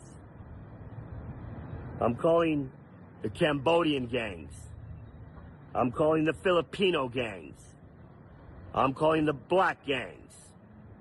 I'm calling the Pacific Islander gangs. I'm calling all gang leaders to meet me right here, Long Beach City Hall, this coming Monday. Why Monday? Specifically, I need you to be here to meet me in person to take back this city. Because our leadership is not doing anything about it, and our police are powerless. Once again, let me be very clear. My name is Rogelio Martinez, your 2026 Long Beach City Mayor, and I need your help. I need to see 55 gang leaders here this coming Monday. We need to take back the city. Enough is enough. ICE needs to get out of Long Beach. And this is the only way that I know how to get them out. Peacefully, but with strong force. But peacefully. And remember, the police are not at fault. The police are not doing anything wrong. I'm not here to defund the police. I stand with my Long Beach police officers, my men and women that serve the Long Beach Police Department. But they are powerless. They are powerless against ICE. I need your help. I need all 55 gang leaders to meet me here this coming Monday. And we need to take back Long Beach. The mayor in Long All right. Here I go. So this dude right here, slash dingbat right here. I don't know if you want to say that, Hey, Marvelous. I don't give a shit. And I say this because What? the words I've heard out of this man's mouth kinda resembles the words that you have been saying too. Okay, so this is what I'm gonna say. Mm-hmm. This fucking fool's a plant. Okay. A plant. Mm-hmm. And let me tell you why. Because he threw a number out there. 55 gangs. Who the fuck counts gangs? I know, right? Well, I mean, Other than Juras. yeah. Who does that? That's why I was like, where do you get that number from? Another thing is he's gonna ask for gang leaders to show up at a specific place. Are you for real? You think any leader there, in which the majority there is not a leader of a neighborhood, right? Neighborhood move as a whole. Okay. he's gonna call on leaders to meet at a specific place, and you think by you making this public announcement that any supposed leader is gonna show up to this place to get gaffled up or have their name written down on a list of who they are, and then they're gonna meet with you? Who are you? Who are you? It's like me answering some random ass bottle that's asking me a question about politics or something, and me to specifically give him like, who the fuck is he? Who is he to call on anybody? You don't. That's a whole setup right there. It's like the whole thing of come and turn it on in your weapons, and I'll give you some tickets to a football game. Who the fuck does that shit? Who does that shit? Well, You know what I mean? Come and take this shot. Come and take this shot, and you'll get a free burger and fries. Like, who does that? I got Jack in a box for you. You know what I mean? Yeah, exactly. Right? Exactly. Hey, well, let me play devil's advocate here, Mark. Go ahead, you devil. Now, I'm gonna sick the blood of Jesus on you. this guy sounds very familiar. Now, I would say that you can technically Google how many gangs are in Long Beach, and it does result in 55. So he Googled it. Yeah, so you could Google that, Okay. and it'll show you that there's 55. Right. And that's coming from the city prosecutor's website. And what the hell are you doing on there? Now, let's say, well, I'm looking at it right now to see if you could easily come up with that number. You better not be up. Lift up your shirt, fool. You bugged or what? Better not be. Hey, you don't want guys to fall in love with me, Let me find out you're working for No Jumper. like Smear Gang. But now, let's say this guy is familiar with Long Beach gangs. Obviously, it has his career. It's not its career, but it's notoriety of the violence they've committed, and everything else that goes with it. Let's say this guy does know. Obviously, he knows they're not going to show up. And obviously, he knows by making that statement, it's going to reach them regardless. Okay. It's going to make him see, oh, this guy's calling. Now, who like you, who's stupid enough to go to this thing? Exactly. But if he knows all these hoods, how they are, he knows they're not going to show up. But he knows that he's trying to send them a message. About what? About, that's the thing. About what exactly is his intention. Now, he says in the message that the police are powerless to do anything against ICE. Yeah, but listen to that psychological warfare, bro. Are you listening to the bigger picture? Well, He said, wait. Yeah, I got. He said the police are powerless. Yes. How are they powerless? I think he's meaning powerless because he's seen how the police here and anywhere in the U.S. don't do anything against ICE. If anything, they're helping them. They're protecting them. Okay. And for the most part, Then how does that make them powerless? it actually doesn't make them powerless. Exactly. It makes them more like part of them. That They're are protecting their actions because they feel that they're enforcing laws when it's not law. Police is pronounced policy that protect the policy within that city. Yeah. Okay, that's why you ask more police officers, policy officers. You ask them about laws, and they don't know the laws. They don't know laws. What happened when we went down there, bro? And I was trying to educate those pendejos on laws. They didn't know shit. None of them knew nothing. A lot of them were young too. Called out all the big vatos, all the ones that thought they were más chingón hiding behind the girls. Weren't they hiding behind their women? Yeah, they were women in the front. Exactly. Yeah. And the other ones were all just dumbfounded about everything I was telling them. Now, let me ask you, Marvelous, what's the difference between that guy, that candidate right there, and you sending out the message that to the world that we got to fight? I'm saying that we got to stand up. That we got to stand up. Okay, that we got to stand up. He's asking for, I'm not saying, hey, I could do it. I could call everybody from the clicas over here, from each maravilla. Hey, homies from Ford. Hey, Fraser. Hey, Rock Mara, Lote, Kern, Mariana, Moraya, Projects Maravilla, Arizona Maravilla. I could call them. Hey, homie, we're throwing a junta. I need you to get in touch with so and so. You call homie. Hey, homie's doing time in the pen. Get them to get the homies. Whoop, all this and that. Yeah. It ain't gonna happen. It's not gonna happen. Yeah, and I think for the most part, he knows that's not gonna happen either. You know. But I'm saying it's a stupid movida because not everybody is educated on what's going on right now. Everybody is in their feelings and they're reacting in their feelings. And what happens when you react in your feelings? Something almost inevitably goes wrong. Oh yeah, definitely. You gotta sit back Educate yourself and look at the bigger picture. Is there a certain agenda to what they're doing? Are they trying to aggravate the community? Is there certain laws that they're trying to pass? You know, who is this dude right here that's a nobody, a candidate at that, calling on gang members? Why not call on the raza? You know, why did he have to use the word gang? Why did he have to use the number 55? You know, why did he have to say it on a public platform? Why couldn't he take his happy ass to an actual barrio? Why couldn't he go visit the TRGs? Why couldn't he visit the vatos from Long Beach or anywhere? Yeah. You know, why couldn't he go over there and say, hey, you know what? I'm looking for a reputable person, a person that's a voice of your neighborhood. Yeah. May I please speak to him? No, he went on a public platform where all the huras are watching. Yeah. And he says specific things, you know what I mean? And any dummy out there, homie, I hope you vatos ain't stupid. You know, that going over there and meet up with this bendy right here. I don't think any of them are, but that's the thing, you know. Fuck, I was there. I forgot what I was gonna go with that one. Damn it. Okay, well, I'm guessing, Marvelous, that he's taking a page out of the city council member from Cudahy's book. You remember that she made an announcement also calling, oh, hey, we're all the OGs. We're all the ones that are down for the raza. Where are you guys at? Why aren't you on these streets doing your thing and helping our people? You say you're for the raza, but where are you guys at right now? That's what she was saying. And I think for the most part, she went viral making that statement. And I think he knew that he would go viral also by making that same statement. Yeah, it's all hype.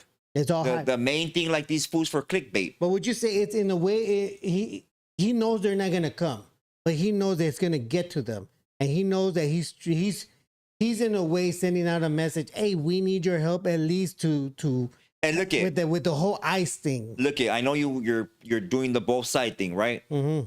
What if he was doing something, you know, trying to do something good, and maybe he is tired of whatever. You know, maybe he is. Maybe he's not doing anything for his political campaign. Maybe he should remove himself from that campaign because politics don't work. Maybe he should do that. You know? But what if he does have Goran? What if he does have heart? You know, what if he does want to see a change in the community? That ain't the way to go about it. And especially going and talking to barrios. Barrios are a fraction of what raza is. The raza, there's a bigger majority of raza that are hard workers. They don't care about gangs. They're carpenters, they're doctors, they're nurses, you know, they're Uber drivers, you know.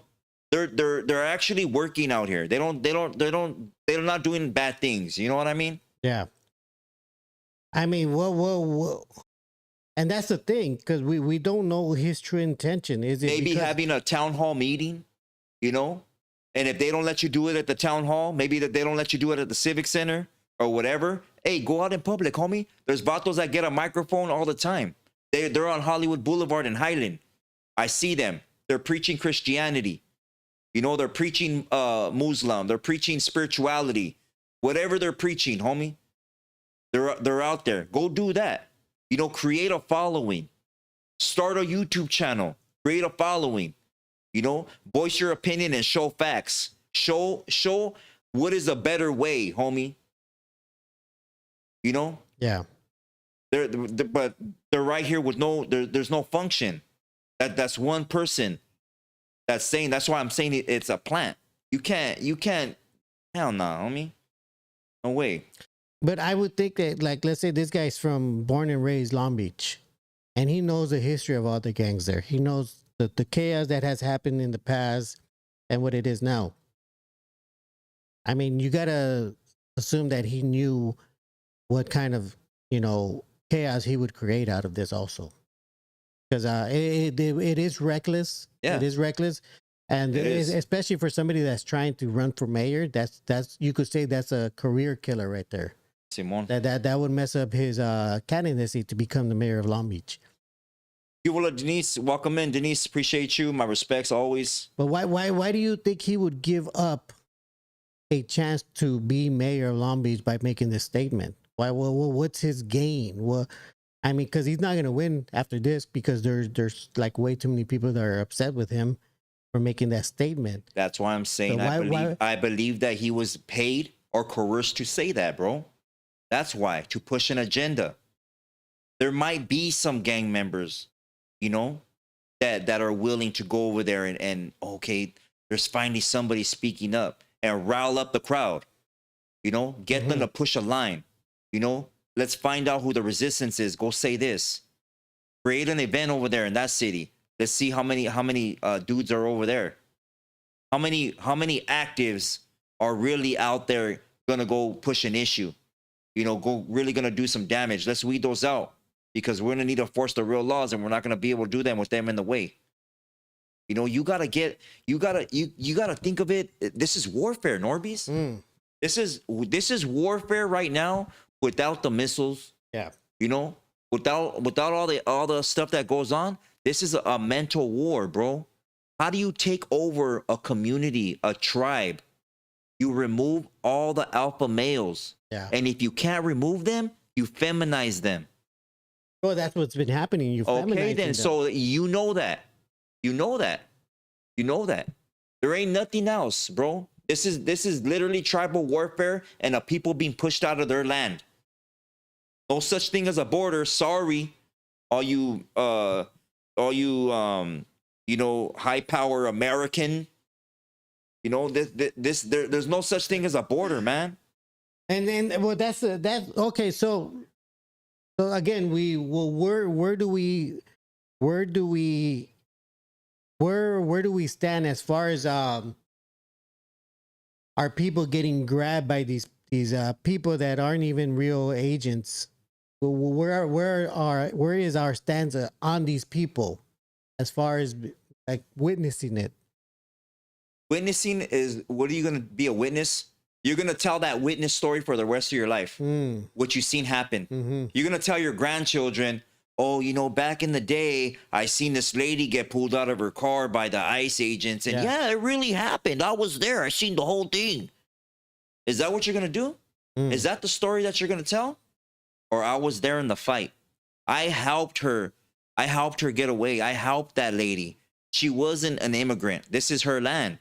She was here. That family, they took all their taco truck, but you know what? We helped them. They're trying to pass a law where they could go into your pad now because they started noticing that they go on the pad, they can't enter your house. Oh. They can't enter your pad. Yeah. Illegal search and seizure. Yeah. They don't got no warrant. You know? They don't know if that person's illegal or not. They're assuming by the way you look. Yep. And they're you know what? Do the dirt and ask questions later. We'll find out later if they were or not. You know? Oh, you're right. And who are they? Who are they to say that you're illegal or not when they came on ships? Who are they to say? Yeah. There was no fair fight. I mean, what do you tell the people that are frustrated watching all their people only ones getting fucking grabbed on, punched, and kicked and learn how to through move. the floor? Learn how to move. Learn how to move. Learn how to move. Even though you're not from a gang, if you grew up casual, you're a skater, you're a rocker, whatever, conduct yourself out there in the street as if you're from a neighborhood. And like this, I'm gonna say like this. Watch your surroundings. If you're gonna go somewhere, you're gonna go to Home Depot, gonna go buy some wood to build your patio set. Go in a group. Go in a group and make sure that group is down for you. You know? Yeah. Don't be so quick. Oh, I got it on film, babe. Yeah. Oh, wait. Oh, you're doing, no, that's against the law. What is that gonna do? What did that ever do? That didn't do nothing. That's not gonna do nothing. And it's interesting because a lot of these cases where people do stand up and fight, a lot of them are getting dropped because there's more evidence of them of ICE violating the law. Go get your you know, you want to defend yourself, go get a permit. Go get your weapons permit. You know, go get your weapons permit. Why not?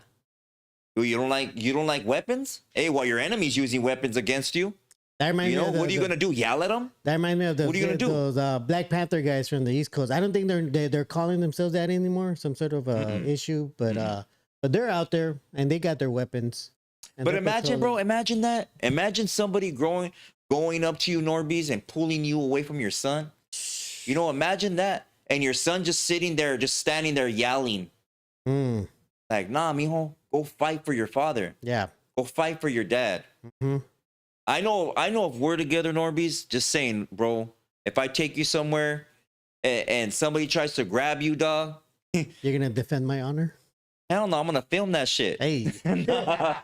I'm not gonna be filming, bro. Yeah. I'm not gonna be filming. Me too. Me You know? too. Me too. We're gonna end up all kinds of content on these podcasters' pages. As everybody know, I am not afraid You know, of showing up. you're so stupid. You should take some judo classes too, Oh dog. yeah, right. Hey, but anyways, you know what I'm saying? Hey, But yeah. hey, learn Mexican judo. You know, you don't know if I'm gonna punch you. You don't know if I'm gonna film you. You know, you don't know if I got some nunchucks. Oh man, you know what? It was good. It was good. But learn how to move. Learn how to move. You know, invite a group of people to go with you shopping. You know what I mean? Down, dude. If you allegedly don't have your papers or some shit. Yeah. You know what I mean? Obviously, if you're a supposed citizen, you know, of the United States and you believe in, you know, America and freedom, Yeah. you know, then you don't got nothing to worry about. Well, I get. But if somebody in your family wants to go out for an outing to Disneyland, to Magic Mountain, hey homie, go deep with them. Protect them. You know, back that fool's play or her play. You know, don't go out like that. Don't go out and be caught on camera. Somebody filming you, somebody's filming them, they're filming you, everybody's filming, and nobody's doing nothing. Everybody's filming. You know, back in the 90s, we didn't have cell phones to be filming. You know, the early 90s, ain't nobody was filming nothing. I had one in the late 90s. Man, be quiet. But nobody, you know what I'm saying? But everything's watered down. Yeah. Everybody, homies were down at putazos back in the day. Boom. Ain't nobody, wait a minute, let me get this. Okay, let's go. Like, what the? Come on. I'm going to film you, film me. You know? I know my rights. Come on, fool. What do you think this is, dog? Like, this is crazy. Man. All right. Well, you want to take calls? Yeah, take calls. Let me at my people. Damn. Because it's in the blood. What is it what homeboy say? Yay, yay. Hey, yeah. He says that. You should make some t-shirts. Hey, blood of Jesus, if you're watching, homie, make some t-shirts that say yay, yay. Shout out to the blood of Jesus. Lots of respect to the guy. He's making good content. Just be real here. Who's cheerleading you on also. Here we go. Let's see how many calls get dropped. Damn. Orale. Damn, son. All right, hold on. Wait.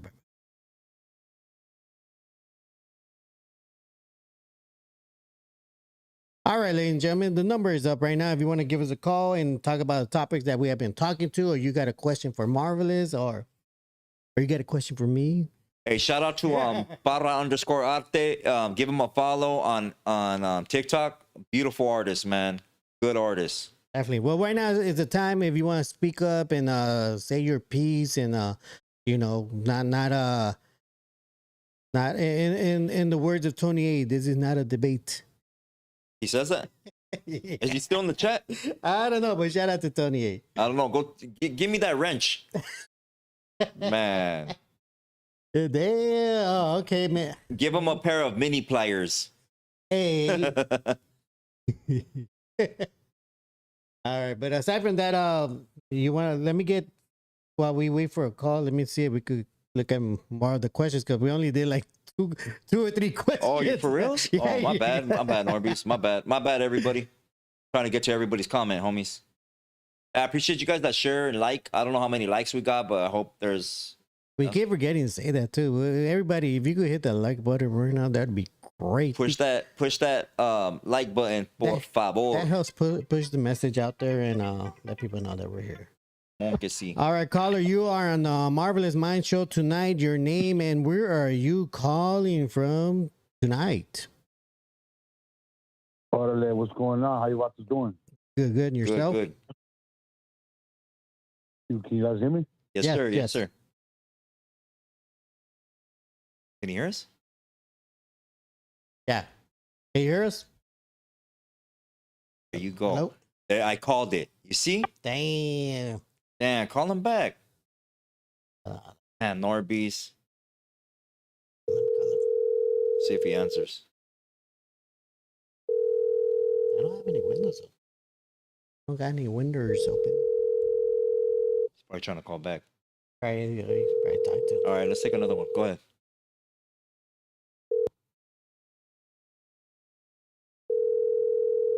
Welcome in, All About Roxy. My respects to you, okay?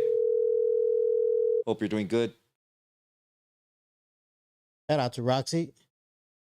Thank you for calling Hotline Plumbing. What? Orale, hotline. I'm gonna tell 805 Plumbing you're cheating on them. Okay, so I know not to pick up that call anymore. Caller, you're on the Marvelous Minds show tonight. Your name and where you calling from tonight? From Big Badass San Diego. That's right. San Diego in the house. SD. 805 Plumbing, homie. What's up? Oh, that was it. Was that 805? Was that you that called? No, that was some San Fernando Plumbing. Hey, 805. I don't know. NORBEEZ is trying to call their plumbers, homie. You heard What up, it. bro? Yes, sir. You know, I just wanted to... Damn, call him back. NORBEEZ, dude. I'm gonna blame it on you. Man, for all this, how many years have you had to get this shit together? Enough. We're calling you back, homie. My bad. You already know how this dude goes. All right, caller, your name and where you calling from tonight? Yeah, that's for Tito from the Harbor. Shout out to Tito. You didn't say Tito. You didn't say Chivo. Tito, T-I-T-O, Tito. Oh, see, I told you it was I told you it was Tito. What's up, bro? How you doing, man? Hey, what's up, y'all? Just, man, I just want to throw this out there real quick. Everybody jumped on, but look, check this out. That's what I think. I think all these motherfuckers that are out there, they're being funded by people that are running Hollywood. Because if you think about it, when it comes to raza, when it comes to our people, and they make movies about our people, they don't put raza actors. They put other people, if you notice. Selena, they put Puerto Rican. You know, if you really dissect all this shit, they don't like us in Hollywood. And people that run Hollywood, you guys know what it is. Another thing, all the movies that are shot all over the California areas, which you know, LA County, Harbor area, everywhere you have seen movies at, they never put raza in the backgrounds. If you really think about it, it's like they don't want to see us in movies. They don't want to put our people up. And you know, if you think about it, we run everything. Raza's everywhere, every fucking where. Facts. Like literally. And then when they put us in movies like Cobra, they try to make us look stupid, funny, like that little scene where Sylvester Stallone try to make our people look funny. Do you remember that scene? Man, you brought up an old movie, Cobra. You ain't never seen Cobra, NORBEEZ. You're not even old enough, homie. I was like maybe like 60. Shut up. 100. Be serious. But yeah, homie, I get exactly what you're talking about. Facts. Like think about it, homie. Like really, really dissect this shit. The people that are running Hollywood, they don't put raza up for shit in the backgrounds of all the movies from the 70s and 80s. And statistically, running with statisticians, all the movies are mostly shot in LA County. I'm from LA. I'm from the Harbor. But I'm saying, look at every fucking movie. Where's our people at? Nowhere. It's like they don't want the viewers to see that our people are literally in the background running it, you know, from the dirt up. You know, just look at every movie. They don't want our people being shown. So what I think is this. Yeah, I think that the people that are running Hollywood are the ones that are funding all these motherfuckers right now. Yeah. Like that, just like that. Because if you think about it, it ain't just the bigger guys. Nah, it's the guys running Hollywood too.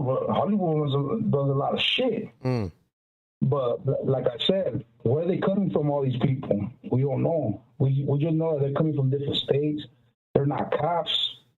I mean, you know, there's got to be some kind of funding coming from somebody, but Hollywood, like, think about it. Just really think about it. And all the movies you have seen that are shot in California, in LA County, and there's a lot of them, like, what is it, 85%? 90%? Yeah. It's up there. It's running with statistics is all high. You guys know that already. But where's our raza at? They know we make our money. Look, truck driver unions, all our people. We get our money and we shoot it back to our country, Mexico, to our people. We build houses right away, right? Now they try to build a wall to keep our people out because they know we got money out there and our people are rich, man. I mean, you know, back to the Indian days until then, it ain't just about the money. The money's a different account over there. But if you think about it, these motherfuckers are being funded by somebody in Hollywood. It has to be because they don't put us in Hollywood for shit. They don't want to give us credit. The movie Selena, the Pancho Villa by a Spaniard, every movie that has to do with raza, they put a Mexican, they put a Cuban. Tony Montana played a fucking Italian, played a Cuban. I mean, you don't think about it, but when it comes to raza, which we're everywhere. You're right. Yeah, think about it. They don't want our people to shine because we've been shining. They want to be us. And the same people that don't like us, they get their money and go make a restaurant called the Taco something. See, they like us because they want to be like us, but they hate us because we always shining and we've been doing it for years. Our people are always shooting.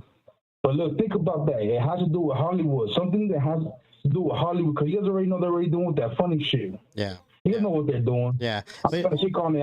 I know you got other colors on me. Yeah. But just think about it. Hollywood does not like Mexicanos. Just think about it. So I know there's money coming from that place too, because all the movies, we should have had at least 100 actors right now for the last 100 years. We don't got shit. Nope. But think about, just really think about Hollywood. That's where it's at, man. That's where it's at. But Tito, let me ask you something. Do you believe that one reason is to brainwash us with the idea that we've been the minority? You think that would be one reason why they do that, to brainwash us to thinking because we're not there, we must be the minority? Nah, you know what? Let me tell you the truth, just to keep it simple and plain. We're the majority. So they just put it that we're minority so they could tell people out there in different states we don't have that much people. Now, but if you think about it, we got everybody. Look, in 2006, there was a march. I don't know if you guys remember that. When we had like 5 million raza for the immigration law. You guys remember that? How we flooded the whole state? Yeah. We sure did. Chicago. Yep. Remember, everywhere in the fucking states. Yeah. But in California, raza showed everybody how fucking deep we are. And those are just people that didn't even come out. Look, we're the majority. They want to be us. And the more people they deport, hey, don't worry, raza, we're everywhere. Some of us even want to go back. Some of us are already here. Some of us are just giving us trips to our quinceañera over there in Michoacán, wherever the fuck we got to go. But long story short, just to dissect that, we're the majority. Everywhere you look, Rubberneck, rewind the movie, you're gonna see raza. I don't care if these Mexicanos right there are saying, oh, they're not Mexican, which they are, but they're claiming they're Chicano. Nah, at the end of the day, we're fucking brown to the bone. Now, if you wanna go stab our people in the back, that's on them. Like I always said, that's your life. That's not my life. And there's a lot of people that think like me. But what I'm saying is that we're the majority. And everywhere you look, in every state, we're always going to be there. We're the ones that run the dirt and move the dirt. But hey, much love to everybody out there. Just think about what I said, though. Very I appreciate you, homie. My respects. Appreciate you. Respects your way. You guys have a good one. God bless. You too, homie.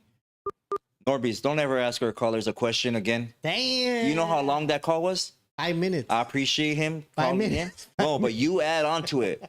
Let me when we're on NORBEEZ Mindz, then we'll do that. Whatever you want. You better stop your crap. All right. Welcome back to NORBEEZ Mindz. Did we have another call? Well, call 805 back, man. Look at you over there messing around, playing with yourself. Get it together. Get it together, homie. Caller, you're on the Marvelous Mind Show tonight. Your name and where are you calling from tonight? What's up, gentlemen? This is P, and I'm calling from California, the beautiful state of California. Cool. Welcome in, bro. I wanted to share a little bit, like a little idea, a little theory that I got. I haven't really finished the research on it because I get a little. And there you go. There you go. Hey, the last one went far. Hey, get another app, NORBEEZ. Caller, you're on the Marvelous Mind Show tonight. Your name and Call that dude. Call 805 back and call that dude back. Damn, yes, Bro, sir. Yes, you don't sir, just yes, be sir, yes, skipping sir. people like that. He had a theory, and I want to hear it. And 805 has something important too to say. Well, who do you want me to call for 805 or the other? Whatever one gets you wetter. Damn. Straight throw a potato at you right now. I'm gonna throw some real ice at you. Damn. You'll wake up. All right, so the guy with the theory. Guy with the theory, then let him know your theory before he clicks on you. Hey. My bad, homie. Yeah, no, it's all good. My bad, It's all good. Maybe because I have Bluetooth. No, this guy has NORBEEZ has blue teeth. Go ahead, bro. Oh yeah, no, that's it. Okay, so let me see. All right, so pretty much, you know how you would talk. Hey, look, check this out, Marv. You talked about this before, like on a previous episode a long time ago. You remember that rice experiment you referenced? Yep. So to reiterate that real quick, was basically the rice experiment is you have 3 jars. One is spoken to positively, the other one negatively, and one was neglected, ignored. The one that was ignored grew fungus, something like that, right? Yes. So I did a little bit of research, and this is where that's my premise, basically, that while that rice experiment, it's not a scientifically based study that can be replicated. It is a good example of like a psychological concept of psychological neglect. For example, when you can research stories about like child protective services, when they go they go into a house and then you'll see like a kid, 10-year-old kid is chained up in a dirty ass house. The kid doesn't know how to talk, and it's like weak, doesn't know how to stand up because it's been like abused. And that's essentially the same concept, right? And where I'm going with this is that I'm saying that I think our people, homie, the Mexican Americans, raza here in this country, we are like that neglected bowl of rice that has been ignored. And because we have been ignored, to a sense, we have like a psychological identity crisis. And that might not be the right term for it, but my point is that we have been ignored from film, from pop culture, music, history. Even when you go back in the early 1850s, when the United States, when they took the West Coast, even when they took it, in that time frame, there was no Latino, or they were labeled as white. Mm-hmm. So there's a lot of discrepancies when it comes to our raza here in this country, where they've been ignored or qualified as some other bullshit. You can look at obvious examples of Rita Hayworth. That's not her real name. Many, many, many others. Richie Valens. And again, right, those are just the common ones that we all know about. Right. But so anyway, that's my theory that I haven't quite finished yet. But I also wanted to say that a good example of that is, and what I'm about to say, it's not to be, what's the word I'm looking for? It's not to make a contest, but as a healthy comparison, is that you can look at our brothers and sisters in the Black community. Compare how many movies or film, music, and in pop culture within the last 10 years, how much representation have they had about their unique struggles or contributions or slavery? Right. And you can compare that to our representation of all that. And it pales in significance. We are that ignored bowl of rice. And because we are ignored, today we have our gente, whether it's young people or older people that grew up in a different era, that were called greasers. Youngsters don't even know about that. Right. Or today, so we all in our own way cope with what's happening discrimination-wise to us in our own ways, but it's not in a collective way. And a divided people, well, come on, you know the rest. Yeah.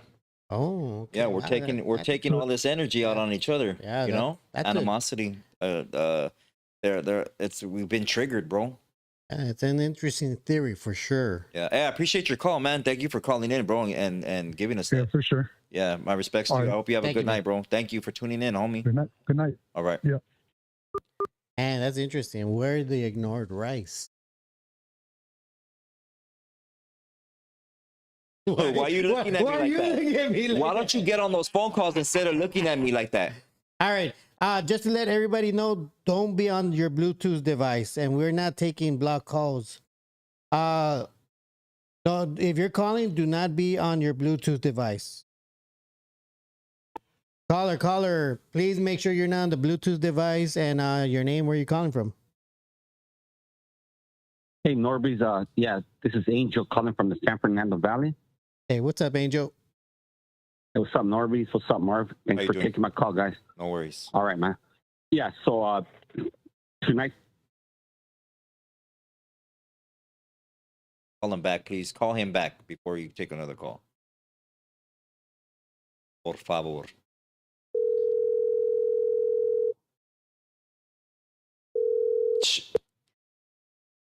Yeah.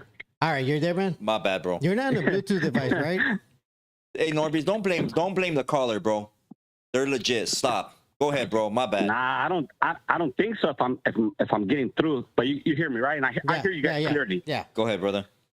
Yeah. So back to this topic of so with this protesting going on, I think well, a lot has to do with the mainstream media news.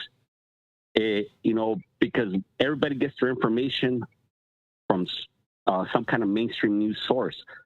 So, and then since these mainstream media news, they're like a one-sided bias, so they're gonna feed the masses whatever they say, and it seems like it triggers. That's the trick. What triggers? It gets the people riled up, and then they go out there and protest in their way. And why I'm saying this is because this method has been used for decades. You know, where back in the 1960s, the U.S. CIA, they had what was called Operation Mockingbird. Yeah. And where they manipulate the American news media for propaganda purposes, and it's been effective. You know, I guess people are all riled up. You know, but you know, and right now these protests is related to ICE, and I participated in an ICE protest in June of 2020, and the protest that we participated, it was called "Kids Free the Kids in Cages." Yep. Yeah. Yep. Which were the for the most part Mexican, well, Latino kids that are in detention centers, literally in cages, that have been detained there for the past years because their parents got deported. And we did it in downtown Los Angeles, and our protest march was towards City Hall. However, this was that protest march. It was kind of like a Chicano movement, you know, the organizers, and so we there was a meeting held. We all met in the morning. We all met before the protest. Before we marched off, we met under the First Street Bridge, right there in Boyle Heights. So it was not that far from City Hall. It was just like a 15-20 minute walk. And at the meeting, right there under the bridge, there was a speech about the ICE and how the kids and people sharing their experiences, and also rules were set, like basically nobody tripped, you know, because at that protest there was like a lot of actors from different neighborhoods, you know what I mean? So, but the cause was free the kids, so there was a cause, so nobody tripped. Nobody tripped. At the protest. By the end of the day, there was no arrest. There was no spray painting on walls, vandalism. There was no breaking business windows. There was no objects thrown at law enforcement. There was no tripping, because if so, then if anything, they would have got pulled to the side by within our own. You know what I mean? Because, you know, like, you don't want to make us look bad. You know, so it has to be a peaceful protest. You don't want to make us look bad. And then a lot of us old school Chicanos, we know about back in the late 1960s, the Chicano Civil War movement, you know, with Cesar Chavez. Right. When they did their movement, you know, it was in peace, you know, but that was a civil war. That was a civil rights movement, you know. The same with MLK, Martin Luther King, you know, it was like, I don't know, back then it was peaceful protest, so we try to do it like that too, you know what I mean? Yeah. Because we don't want to get burned, you know what I mean? Like, we don't get burned, especially, you know, what you're surrounded by law enforcement, you know, nobody wants to get caught up, arrested, you know? Yeah. So, and not only that, it makes the protest look bad because it's for the kids. And if you do any kind of like social disturbances, chaos, it makes us look bad, especially, and, you know, especially when we do it for the kids, you know? But I understand this right now, it's on another level. They have way more protesters out there in LA than what we had. We had hundreds. These are probably thousands. So, but it's just on another level, you know? Yeah. But I think a lot has to do with the media getting everybody riled up, you know? But I don't know. And anyhow. Yeah. So. Okay. Go ahead. Were you going to ask him a question? You're not today. Hey, I appreciate your call, bro, and I appreciate your you know, you being there on that movement, homie. Yeah. You know, I'm sure it means a lot to a lot of people, and that's cool that you know, people got to hear about the junta that you guys had, the meeting. Why am I using that word?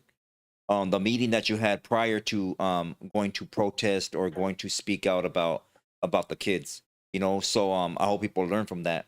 So I appreciate you, bro. Thank you for your call, and we send our respects your way, homeboy. Thank you. Definitely, man. Appreciate you. Stay in the fight. You're welcome, and both of you guys, and you guys have a good night, man. Hey, you too, man. Thank you. All right. What I wanted to say with him is that the day that this last protest, not this last one, but the one before that we were at, I went down there every day. We drove down there every day.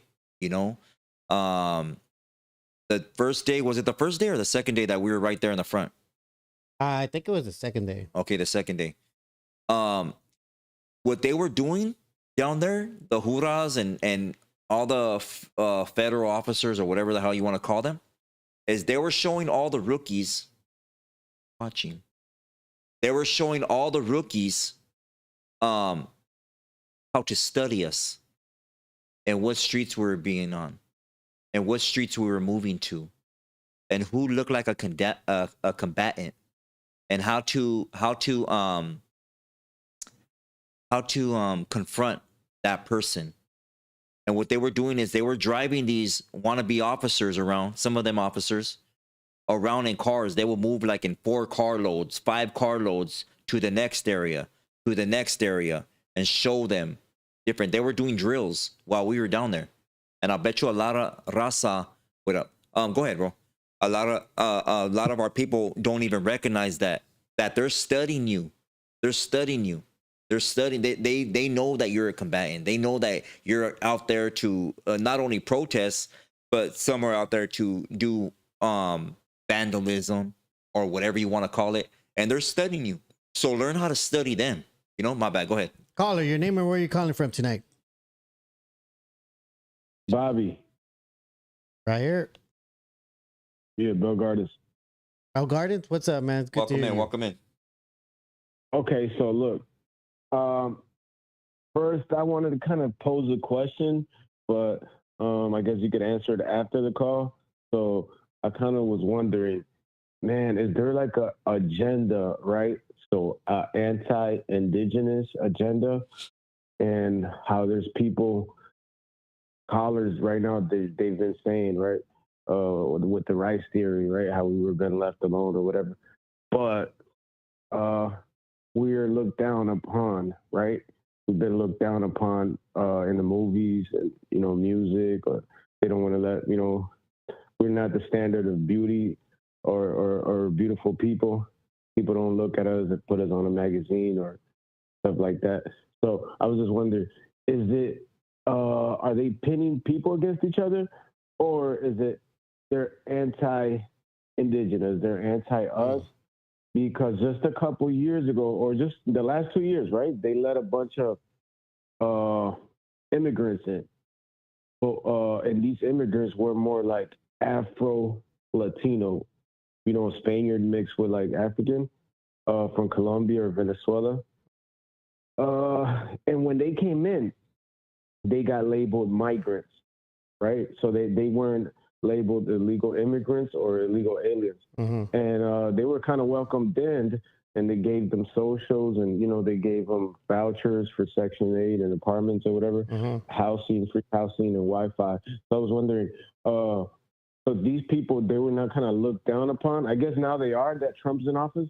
But when the other administration was in office, the Biden administration, they kind of labeled them migrants. So they weren't called, and like they were talking about back in 2006, there was marches and protests too, and we were being called, you know, under the George Bush administration and all that, we were being called illegal aliens.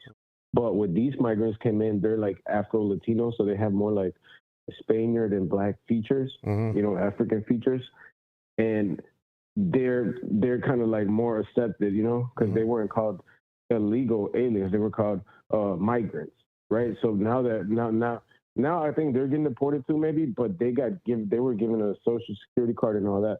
For us indigenous people, I don't know, is there some type of agenda to kind of go against us, or are we considered ugly people? Like they think that we're ugly, but we don't fit that standard of beauty, or what is it about us that like we are targeted? Because outside of California, right? Of course, I feel like in California, all the Mexican Chicano culture is real strong out there. So the raza in California is real connected, and they understand their roots and their culture. Like right now, man, I'm seeing like Marvelous. He's got a dope ass, you know, like the flannel, or what is it? What is it you got? Oh, I appreciate you, bro. Pendleton. Oh, this one's not Pendleton, actually. This right. one's actually Upbeat County, but yeah, I wear Pendletons, and you know, I like to feel good, bro. Raza in other states will look down on it. Not I wouldn't say not all the states, but in other states they'll be like, oh, look at those, you know, look at that dumbass blood in blood out culture. These Cali people, they still think this, you know, like they make it Raza, our own people, they think they're cool because you know, because they're putting down our cultura, our Chicano culture. And even in Cali, you had rappers, Chicano rappers or upcoming Mexican American rappers. They didn't want to be called Chicano rappers, and they wanted to be like, oh, I'm not with that blood in, blood out, or I'm not with this Chicano or with this, you know. It's like we ourselves wanted to strip each other. Oh, I'm cool. I don't care. I'll use the N-word, or, you know, we wanted to rip off our own culture. It's like we destroyed our own house, our own culture that we were even building with Chicano rap, so that we could fit in and be accepted by the rest of the masses. And we built our own house. We were building a house with Chicano rap, whether it was an ugly house, whether it was a house that was messed up, or it wasn't the best house. We were still building that right now. And it seems like right now, even in California, we destroy that house to go and be accepted at the other people's table or at the other people's house. And we're still not accepted. And we're still looked down. The music doesn't even have the flavor anymore. You hear some of these music, I mean, we kind of have the flavor here and there because we're still Chicanos or whatever we still have, but it's not all there, you know? That's true. Like the bounce, it's not there. I don't feel the Chicano, like the Chicano cultura, like, man, what's up, homie? You know, all you know, like the cool, it just doesn't feel right, you know? It doesn't feel right. You know, that's even in California. You know what I seen? And it's a pretty messed up reference to reference.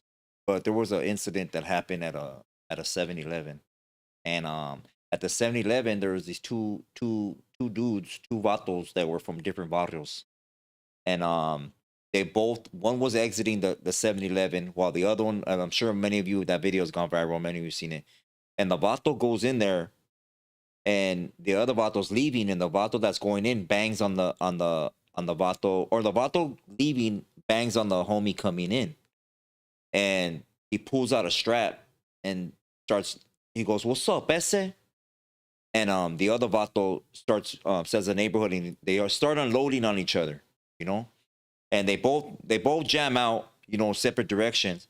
But in one of the comments, I was reading the comments, right, and one of the comments said, "Well, at least he said ese." And I was like, "Damn, man, that hit, you know, like, damn, you know, he did say that, you know," and not to throw any like I mean, it's a bad reference, but it that person that commented that noticed, you know, that maybe there's too many. We've lost our culture, and we've adopted a trend. Is what I'm trying to say. You know what I mean? There's too many young raza out there using the N word and embracing other words that don't have nothing to do with our cultura. You know, and we lose ourselves in it. Yeah. Go ahead, bro. In California, it's important for California to keep this culture, you know, going, and to keep it, man. Hopefully, it's just a trend what they're picking up, and pretty soon they could drop this trend and say, you know what, let's keep this thing going. Let's keep this culture going, because California is setting the tone for the whole nation, you know, the whole United States, for all the Chicanos in these small, you know, and these small schools, and let's say Oklahoma, Florida, you know, all these states all over the United States, that there's a low minority of Chicanos. Chicanos, you could be in another state, you know, because I went to school before in other states, in Florida and all these states, and as a Chicano, you'll be like, you'll hold on to that, you know, let me go listen to this, or let me go listen to this Chicano or this Chicano movie, so that you can still feel some type of pride in your culture, and you want to go to Cali, and then you go to Cali and you see the palm trees, you see the Chicanos, you're like, and you know, Chicanos in LA, they probably don't even know themselves that what they're taking for granted, you know.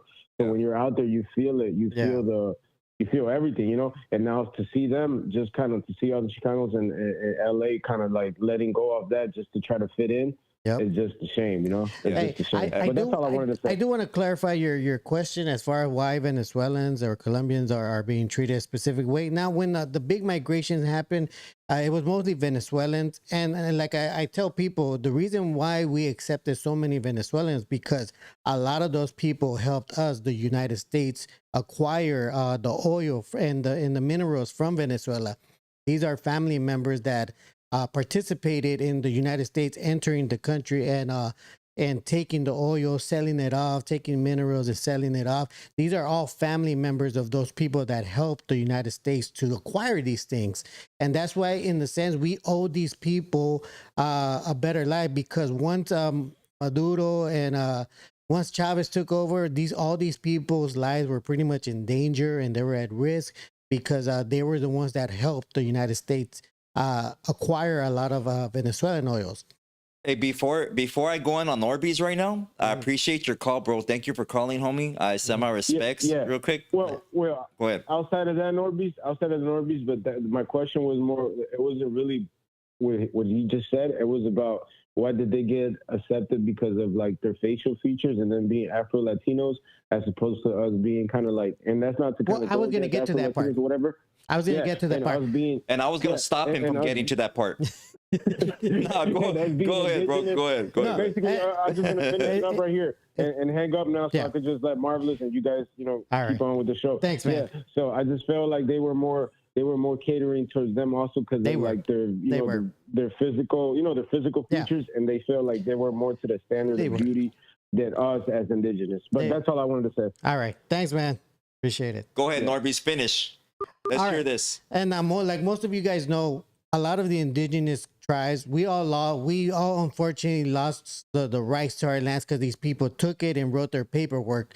So a lot of these politicians that are ruling over all these countries South of America are all Spanish descent, Portugal descent. They're all from Europe, and they're the ones that control a lot of the powers in South America.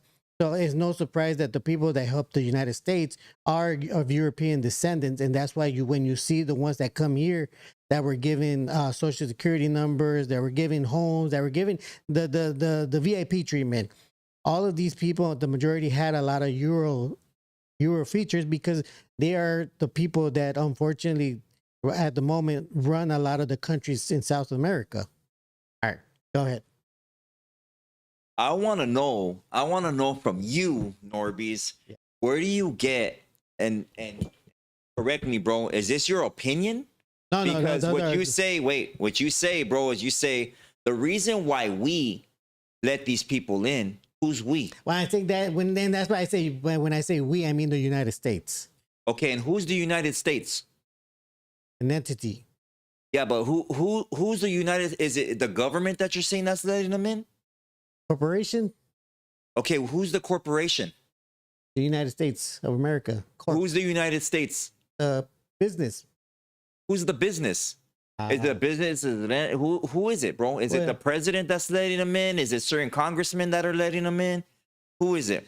And I got a point, bro. So I don't mean no disrespect. Well, I mean, I'm saying that it is the politicians because, in a sense, let's say it's a business, right? Who runs the United States? Wait, it's a business, right? United States, corporation, definitely. It's a corporation. Maritime corporation law. is a business, right? Maritime law. It's a business. So so you have employees, right? Okay. And then when you have employees, you know, their main thing is to make the business successful, right? Okay, is there a CEO of that corporation? Yeah, there's CEO. Okay, yeah, there's a CEO. Who is the CEO? You call the president the CEO. No, it's not. You go call. You've been on this show for how many years now? Okay. You watched all my interviews, homie, and you don't know who the CEO is? Well, okay, no, the CEO is not the owner. He's the chairman of. He's the executive chairman. CEO Charles, homie. Okay, who makes Charles? You're asking who's the owner or who's the chief executive? Man, I'm gonna send some torpedoes at you right now. You're asking me who's the owner or who's the chief executive? Bro, not the chief executive. We're not asking for no president. But I'm trying to explain who is strategically running and pulling strings on this government right now. Okay, but we're looking at it as a business, right? No, you're looking at it as in a little box. And what you do on my show, remember, Marvelous Mind show right here, what you do is you give people, or you say things a certain way, like president. Oh, well, Trump is out here Trump ain't doing a damn thing. Okay, well, Trump is a pendejo, but he's not doing a damn thing. I didn't say president. I said the U.S. Okay, and I'm asking you because people are going to take that on the show and they're going to be like, oh, well, the United States, well, it's the president. Okay, the president's letting them in and he's pushing us out. That's why I'm explaining it as a business, as a corporation. Okay, because but people got to know you can't do that, though. You can't just say, well, the corporation is doing that. But there's you got to let them. The same. Okay, let me give you. Let me give you the structure. Let me give you an example. Give us the structure so the people can understand how you see this corporation. Who runs this country? I'm using you as an example because you're right here in front of me. Okay. You're saying who? I can't ask them because it's going to take too long. What people see is I would say the president. Okay, the president runs this country. President runs this country. Why would you say that? Because that's what we're taught to believe. Yeah, but aren't you smarter than what you're taught? Well, are you asking me how it supposedly is or how it really is? What are you asking me? Let's get down to the nitty gritty so people can really learn. Because I said corporation. Check this out. As long as you've been here, your answer should be way different, bro. And I'm not trying to tell you what to say. No, I get it. I'm not trying to tell you what to believe in. No, I get it. But that's why I said U.S. If you get it, that shouldn't be your answer. If you really get it, you live in East LA, right? Mm-hmm. Do you know your congressman? Or your governor, your senator? Do you know your mayor? Yeah, our district representative. Okay, you know your district representative. District assemblyman and who's above him? City council member. And, who's above him? Who's above them? The congressman. Who's above the congressman? I want to say, well, I guess you're trying to refer to the three executive branches. Whatever you Norbeez knows, whatever knowledge you know, bro, present your case right here. Okay, you're in court right now. Once we get to Congress, that's I think that's what I'm getting at, bro, because your answers are probably gonna take forever. Is you got your mayors, your governors, your senators, right? Your people that are candidates for presidency, right? Those are the local, and then you have your that's federal. what I'm starting at. I'm starting at local, okay, the city-wise, and I'm going federal. You know, I'm going nationwide, bro. I'm going all across the states. Yeah. And it gets to the best candidate or the best, however many candidates they want to throw for presidency, right? Okay. Then you got your president. Trump is the president, right? Yeah. Is he making any decisions in office? No. You said no. That was No, your I answer, said right? no. Okay, then why do you keep saying that? But I didn't say president. You said president. No, well, you're saying literally that's what you said on the show, homie. No, but I didn't say president. You said I that said Trump. U.S. Okay, well, U.S. Who? And that's why I'm asking you, who runs the U.S.? Okay, but you're accusing me of saying president Okay. and saying the things that you don't want me to say. But that's why I said U.S. I want you as a to. corporation. I want you to give your honest answer, homie. Yeah. I want you to say whatever your answer is, bro. Who runs the United States? I mean, if you want to, and you know why? It's not what I want. No, I'm asking. I'm telling you. You know why I don't say that? Because not everybody here knows that big structure. But okay, but why? That is the stupidest thing, Norby. Don't take it as disrespect. I get it. But that is the dumbest thing to say, homie. Not everybody knows this channel's here to teach them. I know. So because a lot of people or the majority don't know, doesn't mean that we're not gonna fucking tell them and let them know this is what it is, homie. And this is what's going on. The president don't run shit. He is a pendejo. He is a PDF. You know all that and more, bro. Yeah. But he doesn't make no actual decision on what's going on, who gets let in and who gets pushed out, bro. Yeah. You know what the District of Columbia is. We went over that. Yeah, we went know over that that. they come from certain family bloodlines that interbred with each other. We know that they make the decision because they are from ancient Rome or part of that Roman Empire, bro, that worship certain gods that are against our tribes. They're from a tribe that still hold their tribal traditions today. Yeah. They know who we are. Yeah. They've known who we were. They've known who we are, bro. Yes, I know. All these things I know, Marvelous, but I'm trying to say is that Is what? and this is why I didn't. Well, okay, so what you would have wanted to hear preferably The truth. The truth as far as the Romans, the Romans that are controlling all these things, they're the ones that wanted Venezuela's oil. So they could consume it. It's and then not they even could use it. Venezuela is a crumb, homie. They got good wealth and stuff in their oil and minerals. Yeah. But what I'm saying is it's about all this land and the indigenous people that are in it and are from it, of this dirt, bro. Okay. That's what I'm saying. Yeah. And for the most part, that's why I said that a lot of their tribe is against our tribe, bro. That's what I said. A lot of these families, not families, but a lot of these people from that part of the world are the ones that are here consuming and taking control of these lands. You know what they call us?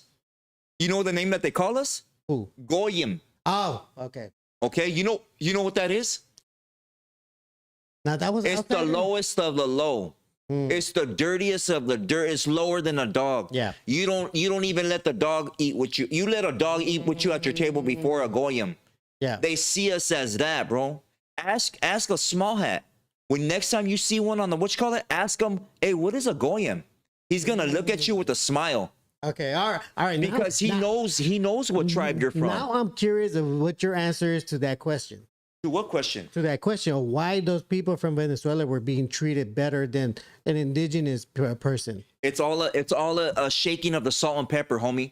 To keep on mixing us up and gentrifying us till they finally weed all the pepper out of the salt. They want to weed all the good flavor and seasoning out, homie. The substance, the high frequency, the energy. We bring the salsa to all the meals, homie. We bring it. NORBEEZ. But we already have white people here that could do that. Why would they do that? What are you talking about? NORBEEZ, this is bigger than that. Man, your mind, I don't know if you're eating too much Taco Bell. No. Look, you're saying that they're bringing these people in to mix into our people. What they do is they give you a psychological warfare, homie. Like, we're going to pass a little bit of these laws for them to make them feel that they're pushing a line. And then after that, we're going to destroy that and destroy them. It's the same thing. Have you seen Blood In, Blood Out? Yeah. Okay. In that movie, homie, the certain organization uses another organization for help. And they say, you know what? We're going to band together on Dia de los Muertos and we're going to move on these vatos because they're oppressing both of us. And then after they take all those vatos out, they move on those people because they helped them. They do the same thing with our raza. They go to certain tribes, they go to certain communities, certain barrios, and they use us to take each other out. And then when we take out all the active hitters, they move on to all the simps, homie, and all the ones that are betas. Well, I get that, but he specifically said European people, not tribal people, not our people. What do you mean? That were coming from Venezuela. It doesn't matter, bro. It doesn't matter if they're Asian, homie. It doesn't matter if they're black or whatever coming in here. The majority of what this place is gonna be, homie, is a white Christian race right here. Well, with everything that we worked for, they're gonna get credit for. Our pyramids, all our structure, homie, everything robbed. Well, they're and your kid's kid is not gonna know shit about it. Nothing about it. Who was NORBEEZ? I don't know. He was worked on some podcast. You know, he was out there. Legend. He was out there filming, telling them that they shouldn't go to Home Depot. What are you gonna be known for? Right? That movie Troy. They rock their people. They're telling them to rock out. Yeah. You know, to do the most. Yeah. Oh, I wouldn't want to fight that vato. And what does that do? Tell them. That's why that's why you won't be remembered. Yeah. Wait, how do we get this? We're talking about migrating because people. It's the same thing, bro. But we're talking about migrating people. It doesn't matter. It's the same thing. Our people what the question is to the caller, our people are a special people, homie. Yeah. Our tribes are a special tribe. We know that. We know that. We know that. We know that. Yeah. We're just not acting on anything because we're not strategic with our shit. We don't work together. We've been so oppressed. We've been so discriminated against. We've had to work so hard and struggle that all we know how to do is just talk about it. We just talk about it. We don't do nothing about it. We know how to pick up a phone and film some shit. We know how to gossip about the next homie. We get gossiped on. We create a podcast for a good reason, but after all that shit, we see the numbers and the feria come in. Now it's content. That's true. Now we just work for the numbers because it's the release of our endorphins. We still don't know who we are. And we're trying to tell you, this is who the fuck you are, homie. You're special. This is who you are. This is your land. That border right there, that fucking güero came over here and drew that line. Homie, that line didn't exist. Nope. That didn't exist. Nope. The changing of your name, where did your last name come from? All proud. Mr. Brown Pride? Yeah. Where did that come from? That's very true. We should watch the Laker game, homie. Fuck all that shit, homeboy. Oh, did you see how many burpees he did? Fuck all that shit, ese.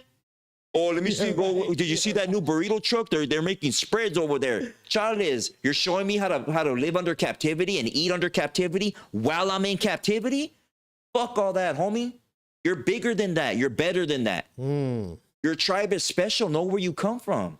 That's true. You know? This government hasn't done shit for you. It ain't doing nada for you. You're living under policies. You're living under police that are protecting policies, trying to govern a law that they don't know nothing and not educated about. They don't even know their ethnicity. They're part of your raza. Your kids are joining the military, ready to aim at you because they're going to be the next to enforce laws on you, on their own familias. And why? Because you didn't educate them on who the fuck they were, homie. You didn't tell them, hey, ese, you're fucking better than that fucking barrio right there. Look at the camera and that real shit. Yeah, I know. You're telling them, all you fools, for reals. You know what I mean? Yeah. You're right here watching, getting all pumped up on these YouTube channels and gossip and who slept with who and whatever. You know what I mean? We're all fascinated with all the shit except for how special we are. I mean, would you say right now we're at a point where we are actually in a type of what would you call it? Psychological warfare? I just said that. Thank you for repeating. Operation Mockingbird. You're welcome. Yes, psychological warfare. How do you think they colonized us? Not through these? Not with these? No. They didn't throw no real putazos. They signed contracts. Yeah. And manipulated the next vato to turn on us. Put up the dukes, homie. Dang. Put them up. We gotta go already. This already late, homie. Hey, you went on a 25-minute You rant. started asking callers questions, homie, and the callers are to call in and ask questions. And it was fool. only 5 minutes. Read the super chat, por favor. I appreciate all you guys that have been on this for a cool minute. I respect We you all went you way guys. past over. You went way past over. All right. Man. this guy. Shout out to 805 Plumbing that gave a super chat earlier. He said, Marvel is looking like a Pee Wee Herman on that chair. Always. I don't care. Chris from Arizona says, make indigenous great again. Always. Jay Lennox says, can you remind us what the Mexican flag means? Get it, Norbeez. The green is for the land, red is for the blood of all the people that fought for the independence, and white is to represent the Catholic Church. And the eagle is to represent the founding of I always have a problem saying it. Mexico City, Tenochtitlan. Yeah, me too. I can't pronounce. And Chris from Arizona drops one last one that says fuck ice is what he said. Yes. And that is it for the super chats. I appreciate you. Final thought, Norbeez. Go for it. Final thoughts. I'm glad that we talked tonight about this issue because it was going around a lot, and especially with that guy, that mayoral candidate from Long Beach. And again, because this is still happening right now. We're still in it, and we're getting back to the corner, and then it's showing. And I'm glad that we talked about this because we should be talking about this because, like we promote on the show, we are for the community. We talk about the community, and because that's what's important to us, our community. And I love that we talked about it. I mean, I love that we could talk about it and elaborate and throw it back and forth to each other. Thank you, Norbeez. Appreciate you. I appreciate all you guys that stuck around to watch the whole episode. If there's anything that you missed, feel free to rewind. We will be doing the oldie show on and what's up with this thing right here? We will be doing the oldie show on Wednesday and the hip hop and rap show on Thursday on Twitch. So Norbeez will be dropping a flyer for the Twitch, whatever the name is gonna be. Marley's Mindz. Okay. Well, he'll be dropping the thing in the post, so stay tuned for that. You go view my stuff on or my lives on TikTok, marvelous_minds with a Z. Any other channels fake. Instagram at marvelous_ink_tattoos. But more than that, I appreciate you guys for being here. I hope that you guys take the time to educate yourself on something, something every day during the week. Teach your kids who they are.